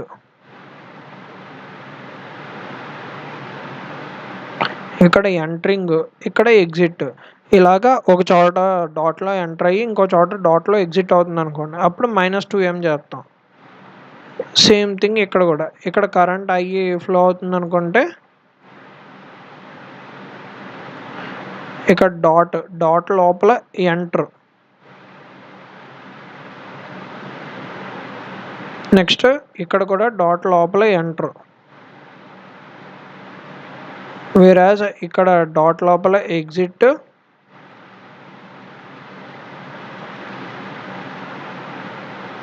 ఇక్కడ డాట్ లోపల ఎంటర్. సో రెండు ఎంటర్ అవ్వాలి లేదా రెండు ఎగ్జిట్ అవ్వాలి, అప్పుడు మాత్రమే అది ఎయిడింగ్ నేచర్ అనమాట. ఇఫ్ సపోజ్ ఒక చోట ఎంటర్ అయ్యి ఇంకో చోట ఎగ్జిట్ అవుతుంది అనుకోండి డాట్ నుంచి, అప్పుడు దాన్ని అపోజింగ్ నేచర్ అంటారు. ఓకే, సిరీస్లో ఉంటే L1 + L2 + 2m అని రాస్తాం. అలా కాకుండా ప్యారలల్లో ఉంటే L1 + L2 - 2m అని, అది ప్యారలల్లో ఉంటే L1 × L2/L1 + L2 అని చెప్పి ఫస్ట్ రాసేసుకుంటాం. జనరల్గా రెసిస్టెన్స్కి ఎలా అయితే రాస్తాం R ఎఫెక్టివ్, సిమిలర్లీ ఆ L ఎఫెక్టివ్ కూడా అంతే. రెసిస్టెన్స్ అయితే L1 + L2 రాసుకుంటాం, ప్యారలల్ అయితే రెండు ప్యారలల్లో ఉంటే L1 L2/L1 + L2 అని రాస్తాం. ఇప్పుడు అది ఎడిటివ్ నేచర్లో ఉందా అపోజింగ్ నేచర్లో ఉందా అన్న దాన్ని బట్టి ఎమ్ని అదే ఎమ్ టర్మ్స్ ఎలా రాయాలా అన్నది డిసైడ్ చేసుకుంటాం. ఇఫ్ సపోజ్ ఇక్కడ రెండు ఎంటరింగే కాబట్టి ఇది ఎడిషన్, కాబట్టి +2m అని చెప్పి రాస్తాం, ఎయిడింగ్ నేచర్. అలా కాకుండా ఇక్కడ ప్లస్లో ఎంటర్ అయింది, ఇక్కడ డాట్లో ఎంటర్ అయింది, డాట్లో ఎగ్జిట్ అయింది, సో అందుకని ఇది -2m అనమాట. ఇక్కడ ఇది మీరు కనుక చూసుకుంటే ఇక్కడ ఎంటరింగే, ఇక్కడ entering into the dot. So మళ్ళీ ఇది ఎయిడింగ్ నేచర్ కాబట్టి ఇప్పుడు ఏం చేస్తావు, పైన కింద మైనస్ చేస్తాం అనమాట. ఇది మీరు గుర్తుపెట్టుకోండి. జనరల్గా దీని ప్యారలల్ వాల్యూస్ గమ్మున అంత గుర్తుండవు, జనరల్గా అందరికీ మర్చిపోతూ ఉంటారు. సో అందుకని ఫార్ములా గుర్తుపెట్టుకోండి, -m² L1 + L2 - 2m. పైన m² కామన్ అనమాట ప్యారలల్లో, ఇటు వచ్చి కింద వాల్యూస్ మనం చూసుకోవాలి. ప్యారలల్లో వచ్చేసి ఎయిడింగ్ అయితే కింద మైనస్ చేస్తావు, అలా కాకుండా అపోజింగ్ అయితే కింద +2m చేస్తావు. ఓకే,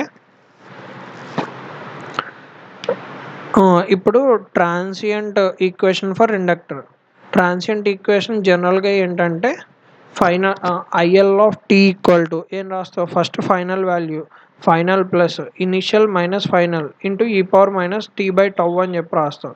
ఇక్కడ ఫైనల్ అంటే IL∞ ప్లస్ ఇనిషియల్ వాల్యూ ఏంటి IL(0) plus minus final value IL∞ into e⁻t/τ. Tau అంటే టైం కాన్స్టెంట్ అనమాట. Charging and discharging of inductor, discharging inductor formulas ఇవన్నమాట. IL(t) ఛార్జింగ్ ఎప్పుడవుతుంది, ఛార్జింగ్ అంటే ఎనర్జీ స్టోర్ చేసుకుంటుంది అని చెప్పి మీనింగ్. అంటే ఇనీషియల్గా అసలు ఎనర్జీ ఏం లేదు, అప్పుడే కదా అది స్టోర్ చేసుకుంటుంది, కరెంట్ ఛార్జ్ అవుతుంది. సో ఇనీషియల్గా ఎనర్జీ లేదంటే దాని మీనింగ్ ఏంటి, ఇనీషియల్గా ఎనర్జీ లేదంటే ఇప్పుడు ఎనర్జీ మొత్తం స్టోర్ చేసుకుంటుంది అని. దాన్ని బట్టి I0 × 1 - e⁻t/2 వస్తుంది ఈ ఫార్ములాలో కనుక వాటిని సబ్స్టిట్యూట్ చేసుకుంటే. డిశ్చార్జ్ అవుతున్నప్పుడు I0 × e⁻t/2 డైరెక్ట్గా వచ్చేస్తుంది అనమాట. ఓకే, ఛార్జింగ్ అయితే కరెంట్ ఇలా ఈ గ్రాఫ్ ఇలా వస్తుంది, వేరే డిశ్చార్జింగ్ అయితే కరెంట్ ఇలా కిందకి వెళ్తుంది. ఓకే, ఫార్ములాస్ గుర్తుపెట్టుకోండి, ఎందుకంటే ఇప్పుడు మొత్తం మీరు అర్థం చేసుకున్నారంటే ఇప్పుడప్పుడు అవదు ఇది. సో అందుకని బట్టి కొట్టేసుకోండి, అయిపోద్ది ఇక్కడతో సింపుల్గా. Voltage VL(t) = V0 × e⁻t/τ. Voltage VL(t) = -V0 e⁻t/τ. ఏం లేదు, దీన్ని కనుక మీరు వి ఈక్వల్ టు ఎల్ ఇంటూ డిఐ/డిటి కదా. దీన్ని డిఫరెన్షియేట్ చేస్తే డిఐ/డిటిని ఆటోమేటిక్గా ఈ వోల్టేజ్ వచ్చేస్తుంది, మైనస్లో వస్తుంది ఎందుకంటే మైనస్ టీ/టౌ కదా. సో మైనస్ ఇక్కడ మీరు కనెక్ట్ చేస్తే ఇది కాన్స్టెంట్ కాబట్టి ఇది పోతుంది. ఆల్రెడీ ఇక్కడ మైనస్ ఉంది, మైనస్ ఇంటూ మైనస్ ప్లస్ అవుద్ది, plus V0 into e⁻−t/τ. So మీరు ఈ ఫార్ములాలు రెండు కనుక గుర్తుపెట్టుకుంటే ఆటోమేటిక్గా వోల్టేజ్ వాల్యూ మీకు వచ్చేస్తుంది. Tau equal to L/R inductance circuit కాబట్టి. అది కాకుండా కెపాసిటర్ సర్క్యూట్లో R ఇంటూ C ఉంటుంది, అంతే తేడా. ఇండక్టర్ యొక్క బిహేవియర్ చూడండి. Inductor is linear, bilateral and passive element. Already చూసాం, ఇండక్టర్, రెసిస్టర్, కెపాసిటర్ అన్నీ bilateral elements, linear elements, passive elements అని చెప్పుకున్నాం already. Next, inductor opposes the sudden change of current. ఇనీషియల్గా మనం చూసిందే ఇది. సడన్ చేంజెస్ ఆఫ్ కరెంట్ని అపోజ్ చేయగలిగే నేచర్ ఉన్నదే ఇండక్టర్ అని చెప్పి. IL(0 - IL(0 +). Okay. Next, inductor allows the sudden change of voltage. But వోల్టేజ్లో సడన్ చేంజెస్ వస్తే ఇండక్టర్ అలౌ చేస్తుంది, కానీ కరెంట్లో సడన్ చేంజెస్ వస్తే దాన్ని అపోజ్ చేసేది ఎవరు? ఇండక్టర్. ఇండక్టర్ అన్నది ఎనర్జీ స్టోరింగ్ ఎలిమెంట్. ఏ ఎనర్జీని స్టోర్ చేసుకుంటుంది? మ్యాగ్నెటిక్ ఎనర్జీని స్టోర్ చేసుకుంటుంది. ఓకే. సడన్ చేంజెస్ ఆఫ్ వోల్టేజ్ని అలౌ చేసేది ఇండక్టర్, సడన్ చేంజెస్ ఆఫ్ కరెంట్ని అలౌ చేసేది capacitor. Okay. Inductor does not dissipate any power, it only stores energy. ఎలాంటి పవర్ని అది అబ్జర్వ్ చేసేసుకోదు, ఇది జస్ట్ ఎనర్జీని స్టోర్ చేసుకుంటుంది, మళ్ళీ ఒక పాయింట్ ఆఫ్ టైంలో బయటకు వదిలేస్తుంది. ఇది ఇండక్టర్ యొక్క బిహేవియర్ ఇన్ టోటల్. ఇప్పుడు కెపాసిటెన్స్లోకి రండి. కెపాసిటర్ అన్నది ఒక 2 terminal electric device that can store energy in the form of an electric charge. ఇది ఒక 2 టెర్మినల్ ఎలక్ట్రిక్ డివైస్. ఇది ఎలక్ట్రిక్ ఎనర్జీని స్టోర్ చేసుకుంటుంది. ఆల్రెడీ ముందే చెప్పుకున్నాం మనం. యూనిట్ ఆఫ్ ఎలక్ట్రిక్ కెపాసిటెన్స్ వచ్చేసి ఫారడే, ఇండక్టర్కి హెన్రీ, రెసిస్టెన్స్కి ఓం. ఓకే. ఈ మధ్యలో డైఎలక్ట్రిక్ మెటీరియల్ పెడతారు, అంటే మధ్యలో ఇన్సులేటర్ని పెడతారు అన్నమాట. జనరల్గా మైకా లాంటి ఇన్సులేటర్స్ని పెడతారు. ఈ రెండు మెటాలిక్ ప్లేట్స్. ఈ మెటాలిక్ ప్లేట్స్ యొక్క లెంత్ బట్టి ఛార్జ్ అన్నది డిసైడ్ అవ్వదు. ఇది చాలా important point.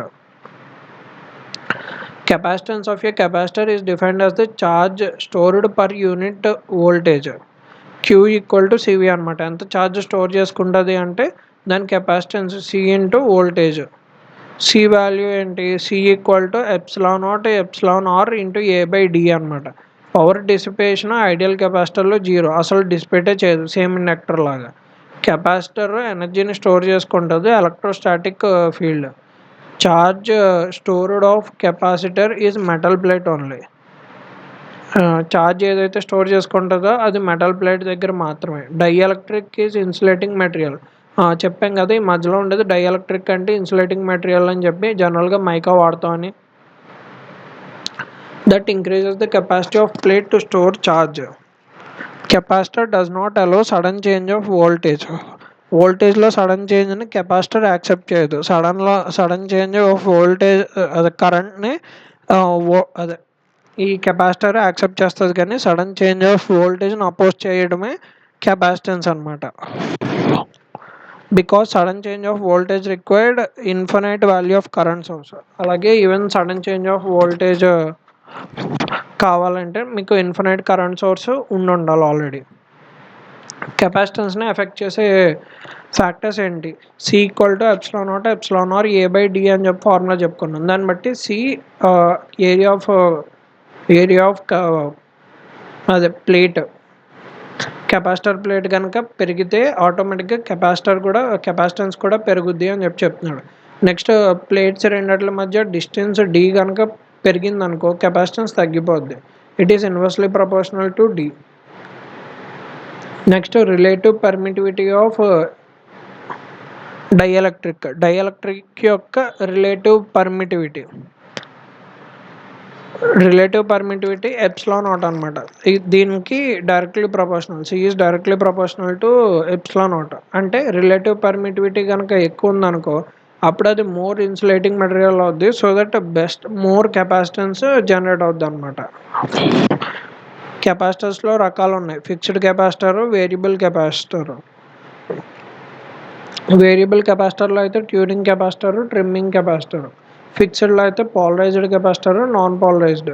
పోలరైజ్డ్లో electrolyte, tantalum, super capacitor. Non పోలరైజ్డ్లో film capacitor, paper capacitor, metal film capacitor, ceramic capacitor.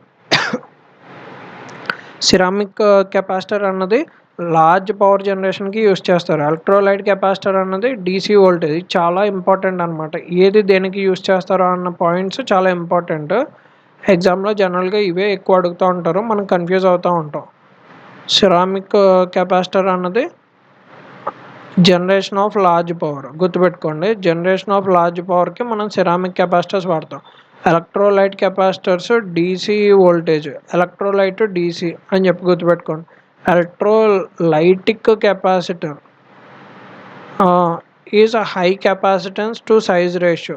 Ceramic capacitor is mostly used for coupling and decoupling. Ceramic coupling, decoupling కోసం వాడతారు. Generation of large power అన్నాం కదా, అక్కడే కదా mostly coupling, decoupling of circuits చూస్తాం. Variable capacitor ట్రిమ్మర్కి వాడతాం. Mica capacitor is used as high accuracy capacitor. చెప్పా కదా మోస్ట్లీ డైఎలక్ట్రిక్ మైకా మెటీరియల్ పెడతారని చెప్పి, ఎందుకంటే హై యాక్యురసీ కెపాసిటర్ కింద యూజ్ చేసుకుంటారు మైకా కెపాసిటర్ని. మోస్ట్ యాక్యురసీ వస్తుంది అనమాట మైకా కనుక మధ్యలో ఇన్సులేటింగ్ మెటీరియల్ కింద పెడితే. కెపాసిటర్ యొక్క capacitance formula epsilon naught epsilon R A by d. If suppose thickness of the plates కనుక ఇచ్చాడు అనుకో, దాని నుంచి epsilon naught A by T1 by epsilon naught T1, T2 by epsilon T2, T2 by epsilon T3 అనమాట. ఈ formula బట్టి చేసుకోవాలి. Same అలాగే ఫార్ములాస్ యూజ్ చేసి చేసుకోవచ్చు. Next capacitance of variable capacitor C equal to n-1 into epsilon naught epsilon R A by D farad. N అంటే number of plates. ఇది చాలా important formula. Next combination of capacitor. Capacitor values మాత్రం change అవుతాయి. Resistance, inductance, are effective సేమ్గా ఉంటాయి. Whereas కెపాసిటెన్స్లో మాత్రం series parallel అవుద్ది, ప్యారలల్ సిరీస్ అవుద్ది. అంటే రెసిస్టెన్స్ టైప్ ఆఫ్ ఫార్ములాస్. ఇక్కడ సిరీస్లో కనుక ఉంటే capacitor 1/C effective equal to 1/C1 plus 1/C2 plus and so on plus 1/C0. Whereas ప్యారలల్లో ఉంటే C equivalent equal to C1 plus C2 plus C3 plus and so on CN. Similarly మనకి delta to star, star to delta అనమాట. Delta నుంచి స్టార్కి convert చేయాలి, అంటే 3 నుంచి 1కి కన్వర్ట్ చేయాలి. 3 నుంచి 1కి కన్వర్ట్ చేస్తే జనరల్గా మనకి 3 నుంచి 1కి కన్వర్ట్ చేస్తే జనరల్గా మనం ఏం చేస్తాం, 3 నుంచి 1 కాబట్టి ఒక్క టర్మ్ వేసుకుంటే సరిపోయేది. వేసుకుంటే సరిపోయేది. ఇప్పుడు సేమ్ అంతే, దానికిలాగే చేసేస్తావు. సో ఫార్ములాస్ ఎలా ఉంటాయి అన్నమాట, రెసిస్టెన్స్కి ఆపోజిట్గా ఉంటాయి అంతే. Charging and discharging of capacitor. Current equation IC of T equal to I0 into e power minus T by tau. Current equation discharging IC of T equal to minus I0 into e power minus T by tau. Similarly voltage equation tau equal to R into C equivalent. చెప్పా కదా, ఇక్కడ tau అంటే are into C, వేరేజ్ అక్కడైతే R/L అని చెప్పి. ఇక్కడ IC of T సేమ్గా ఉంటాయి. అక్కడ వోల్టేజ్ మైనస్ అదే పాజిటివ్ నెగిటివ్ వచ్చింది. వేరేజ్ ఇక్కడ మీరు కనుక చూసుకుంటే కరెంట్ త్రూ కెపాసిటర్ అన్నది ప్లస్ మైనస్ కింద వచ్చినాయి. ఛార్జింగ్ టైంలో ప్లస్, డిశ్చార్జింగ్ టైంలో మైనస్ అని చెప్పి. వేరేజ్ వోల్టేజ్ కనుక చూసుకుంటే ఛార్జింగ్ టైంలో V0 into 1 - e power minus T by tau. VC of T equal to V0 into e power minus T by tau discharging టైంలో. అంతే, దాని నుంచి Q వాల్యూస్ ఈజీగా కనుక్కోవచ్చు. Q ఈక్వల్ టు CV కాబట్టి, dQ by dt equal to I కాబట్టి దాని నుంచి కూడా కనుక్కోవచ్చు. Okay. Transient equation for capacitor. Same అక్కడైతే కెపాసిటర్ కాబట్టి వోల్టేజెస్తో రాసావు విత్ రెస్పెక్ట్, అక్కడైతే ఇండక్టర్ కాబట్టి కరెంట్స్ రెస్పెక్ట్ తోటి రాసావు. Vc of t equal to Vc of infinity final value plus initial minus final. Initial ante Vc of 0 plus minus final Vc of infinity into e power minus t by tau. Okay, same thing. Concept of short circuit and open circuit of capacitor with respect to time. I equal to C into dV by dt. దీని నుంచి Vc of t equal to 1 by C into integral 0 to 1 Ic of t dt plus V0 minus. Behaviour of capacitor. Initial conditions ఉన్నాయనుకోండి, initial conditions అంటే ఇనీషియల్గానే electric field తోటి charge అయిపోయింది. Suppose capacitor electric ఫీల్డ్తో charge అవడం అంటే దాంట్లో పూర్తిగా charge accumulate అయ్యి ఉంది. అక్యుములేట్ అయ్యి ఉంటే ఆటోమేటిక్గా టీ ఈక్వల్ టు 0 ప్లస్ దగ్గర వోల్టేజ్ సోర్స్ కింద యాక్ట్ చేసేస్తుంది. అలాగే టీ ఈక్వల్ టు ఇన్ఫినిటీ దగ్గర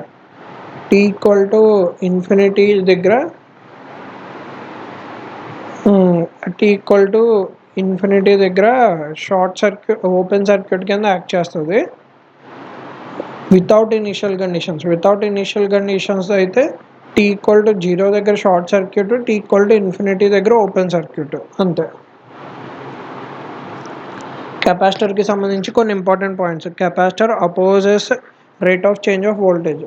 చూసాం కదా ఎలా అయితే ఇండక్టర్ కరెంట్లో రేట్ ఆఫ్ చేంజ్ ఆఫ్ కరెంట్ని కనుక ఎలాగైతే అపోజ్ చేస్తుందో దాన్ని ఇండక్టర్ అంటారు. సిమిలర్లీ వోల్టేజ్ని ఏదైతే అపోజ్ చేస్తుందో దాన్ని కెపాసిటెన్స్ అని చెప్పి అంటాం అనమాట.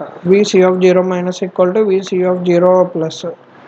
Capacitor stores the energy in electrostatic ఫీల్డ్లో కెపాసిటర్ ఎనర్జీని స్టోర్ చేసుకుంటుంది. వైల్ ఛార్జ్ చేస్తున్నప్పుడు Ic of t equal to capacitor యొక్క current equal to C into dVc of t by dt. Decreased and Ic of t must be positive. Charge అవుతున్నప్పుడు ఆటోమేటిక్గా current పాజిటివ్గానే ఉంటుంది. While discharging Ic of t decreased but Ic of t నెగిటివ్లోనే ఉంటుంది. While a capacitor charge and discharge polarity of DC voltage of capacitor never changes. Polarity మాత్రం ఎప్పుడు change అవ్వదు DC వోల్టేజెస్లో. Okay. Energy stored in capacitor ½ CV² లేదా ½ Q² by C.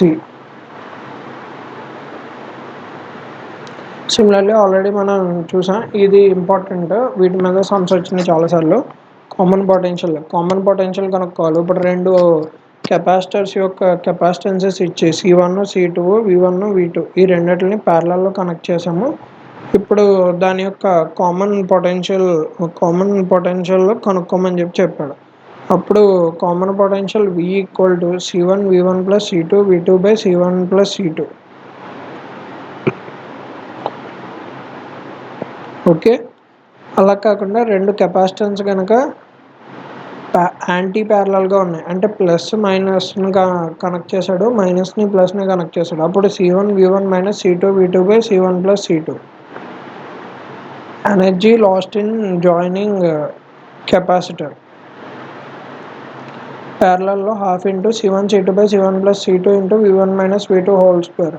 Anti ప్యారలల్లో ½ C1 C2 by C1 plus C2 into V1 minus V2 whole square. రెండు సేమే. Active element, passive element. Active element అంటే already మనం చెప్పుకున్నాం, they can generate electric energy, amplify signals. whereas passive elements can't generate electrical energy but can store, dissipate it. Active elements require an external power supply to operate. External power supply కావాలి, కానీ passive elements కి external power supply అక్కర్లేదు. Example voltage sources, current sources, FET, transistor, SCR etcetera. ఇవన్నీ active elements అనమాట. అంటే పవర్ని deliver చేస్తాయి. కానీ ప్యాసివ్ ఎలిమెంట్స్ అలా కాదు, పవర్ని అబ్జర్వ్ చేసుకుంటే బట్ డెలివరీ మాత్రం చెయ్యు కంటిన్యూస్గా. Example resistance, capacitor, inductance, transformer, fuses etcetera. Current యొక్క concept. Current is the rate of flow of electrons. Electron flow of రేట్నే కరెంట్ అని చెప్పి అంటాం. It is measured in amperes A. when 1 coulomb of charge passes through cross section of conductor in 1 second, then current is said to be ampere. ఒక coulomb 6.25 into 10 power 19 10 power 9 10 power 18 6.25 into 10 power 18 charge carriers ఉంటాయి. Okay, ఇది important number గుర్తుపెట్టుకోండి. ఒక coulomb 6.25 into 10 power 18 అన్నది. Conventional flow of electric current is from positive to negative element. ఇది కూడా అడిగాడు last time బిట్లో. Conventional flow of electric current ఎక్కడి నుంచి ఎటు అని చెప్పి, పాజిటివ్ టు నెగిటివ్ అని చెప్పి మనం చూసుకోవాలి, ప్లస్ టు మైనస్ అని చెప్పి. కన్వెన్షనల్, ఇది రియల్ కాదు. Current of voltage are of two types, DC, AC. DC ఒక డైరెక్షన్లో మాత్రమే ఫ్లో అవుద్ది, common source, battery or DC generator. Alternate current AC అన్నది current that changes direction in unit, ఎప్పుడు డైరెక్షన్ చేంజ్ చేసుకుంటూ ఉంటుంది. Common source holding electrical. Common source household electrical. జనరల్గా ఏసీని మనం హౌస్ హోల్డ్ కనెక్షన్స్లో యూజ్ చేస్తూ ఉంటాం ఎక్కువ.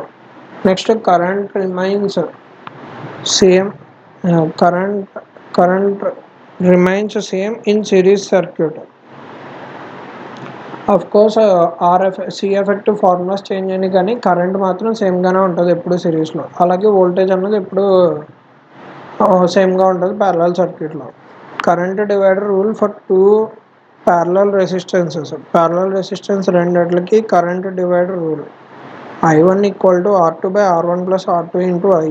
I2 equal to R2/R1 plus R2 into I. Voltage concept.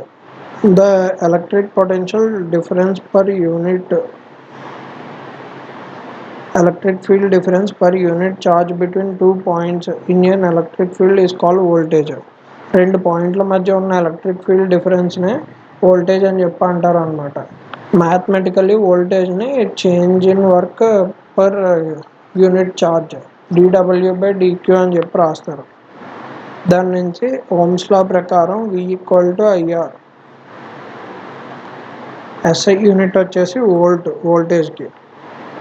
Voltage సేమ్గానే ఉంటుంది ప్యారలల్ కాంబినేషన్, సిరీస్లో మాత్రం వోల్టేజ్ డ్రాప్ అన్నది ఉంటుంది. అదే ఈ ఈక్వేషన్లో మనం ఇక్కడ చూసాం అనమాట. R equivalent equal to R1 plus R2 plus R3 నుంచి. Next electric field. Electric field అన్నది ఎలక్ట్రిక్ పవర్ అన్నది rate at which work is done in an electric circuit. ఏ రేట్లో వర్క్ అన్నది జరుగుతుంది ఎలక్ట్రిక్ సర్క్యూట్లో, దాన్ని ఎలక్ట్రిక్ పవర్ అంటారు, dW/dt. ఎస్ఐ యూనిట్ వచ్చేసి వాట్. దాని నుంచి మనకు వచ్చే ఫార్ములా ఏంటి, P equal to VI I²R V²/R. The general unit of power వచ్చేసి జౌల్ పర్ సెకండ్ అనమాట. Industrial unit of electrical power horse power. ఒక కిలో వాట్ని 1000 వాట్స్ అంటారు. ఒక హార్స్ పవర్ని 736 వాట్స్ లేదా 746 watts joule per second.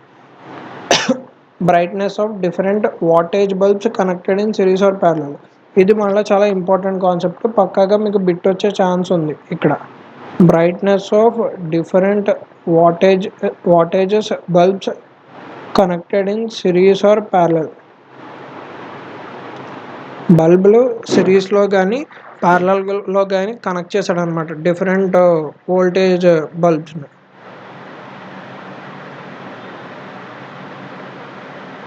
Okay, అప్పుడు ఏం చేయాలి, రెండు బల్బులు ఉన్నాయి మనకి. If we have bulbs of different wattages, రెండు వాటేజెస్ యొక్క బల్బ్స్ ఉన్నాయి, W1 W2. దాంట్లో W1 ఎక్కువ, W2 తక్కువ. ఈ రెండుని ఒక సర్క్యూట్కి కనెక్ట్ చేశాడు. ఇప్పుడు W1 W2లో ఏది బ్రైట్గా వెలుగుతుంది ఏం చెప్పాం, W1 W2 ఈ రెండిటిని కనెక్ట్ చేసినప్పుడు ఏది బాగా వెలుగుతుంది. సపోజ్ సిరీస్లో ఉన్నాయనుకోండి బల్బులు రెండు, W2 బాగా వెలుగుతుంది. రీజన్ ఏంటంటే W2 తక్కువ వాటేజ్ అనమాట, రెసిస్టెన్స్ ఈ యాక్చువల్గా W2 బల్బ్ బాగా వెలుగుతుంది. రీజన్ ఏంటంటే ఎక్కువ పవర్ ఉంటుంది, అంటే రెసిస్టెన్స్ ఇంక్రీజ్ అవుతుంది కాబట్టి. పవర్ ఇంక్రీజెస్ ఆటోమేటిక్గా, పవర్ ఎప్పుడు ఇంక్రీజ్ అవుతుంది, I2R ఇంక్రీజ్ అవుతుంది. రెసిస్టెన్స్ ఎక్కువ ఉంది కాబట్టి W2కి ఆటోమేటిక్గా పవర్ అనేది పెరుగుతుంది. అలా కాకుండా ప్యారలల్ కనెక్షన్లో W1 బాగా బ్రైట్గా వెలుగుతుంది, ఎందుకంటే W1కి తక్కువ రెసిస్టెన్స్ ఉంది. ఎప్పుడైతే మీకు కరెంట్ కాన్స్టెంట్ అయిపోద్దో వోల్టేజ్ బై రెసిస్టెన్స్ స్క్వేర్ వస్తుంది. ఎలక్ట్రిక్ ఎనర్జీ అనేది work done by source of electricity to maintain rate of flow of charges in an electric circuit. Next the movement of electrons from one point to another point generates the energy. Electrons move అవుతున్నాయి అనుకోండి, ఒక point నుంచి ఇంకో పాయింట్కి, ఆటోమేటిక్గా energy అనేది generate అవుతుంది. అలా వచ్చేది ఎలక్ట్రికల్ ఎనర్జీ అనమాట. Joule or watt second is the fundamental unit of electric energy. SI unit electrical ఎనర్జీకి వచ్చేసి కిలోవాట్ అవర్. దాన్నే మనం యూనిట్లు అని చెప్పుకుంటాం కరెంట్ బిల్లో వాటిలో. It is represented by E equal to VIT I2R into T V square by R. Next 1 kilowatt hour equal to 3.6 into 10 power 6 joules. 1.386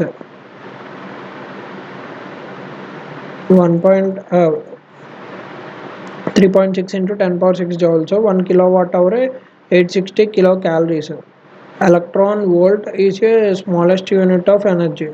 Joule's law of heating అని చెప్తుంది. అకార్డింగ్ టు దిస్ లా, ఇది previous year బిట్టే. Joule's law of heating formula ఏంటో రాయమన్నాడు. I2R into T joules. Units కూడా ఇచ్చాడు, so అది కూడా ఇంపార్టెంట్, గుర్తుపెట్టుకోండి.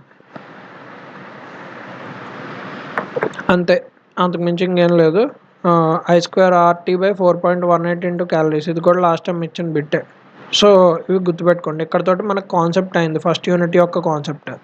కొంచెం టైం పట్టింది, ఎందుకంటే మోస్ట్ థియరిటికల్ పార్ట్స్ కదా దీంట్లో ఎక్కువ. ఆ థియరిటికల్ పార్ట్స్ మనం వదిలేసుకుంటే ఎగ్జామ్లో మనం ఈజీ బిట్స్ వదిలేసుకున్నట్టు. సో అందుకని తప్పదు, థియరీ పార్ట్ కొంచెం బోరింగ్గా అనిపించినా కానీ తప్పదు, మీరు నేర్చుకోవాల్సిందే. Okay, thank you. If suppose మీకు ఈ కాన్సెప్ట్లో ఎక్కడైనా డౌట్స్ ఉంటే నన్ను అడగండి, డిస్కస్ చేసుకుందాము. అలాగే previous year questions first unit 1లో కంప్లీట్ చేసుకుని అప్పుడు మనం నెక్స్ట్ కాన్సెప్ట్కి వెళ్దాము. ఓకే,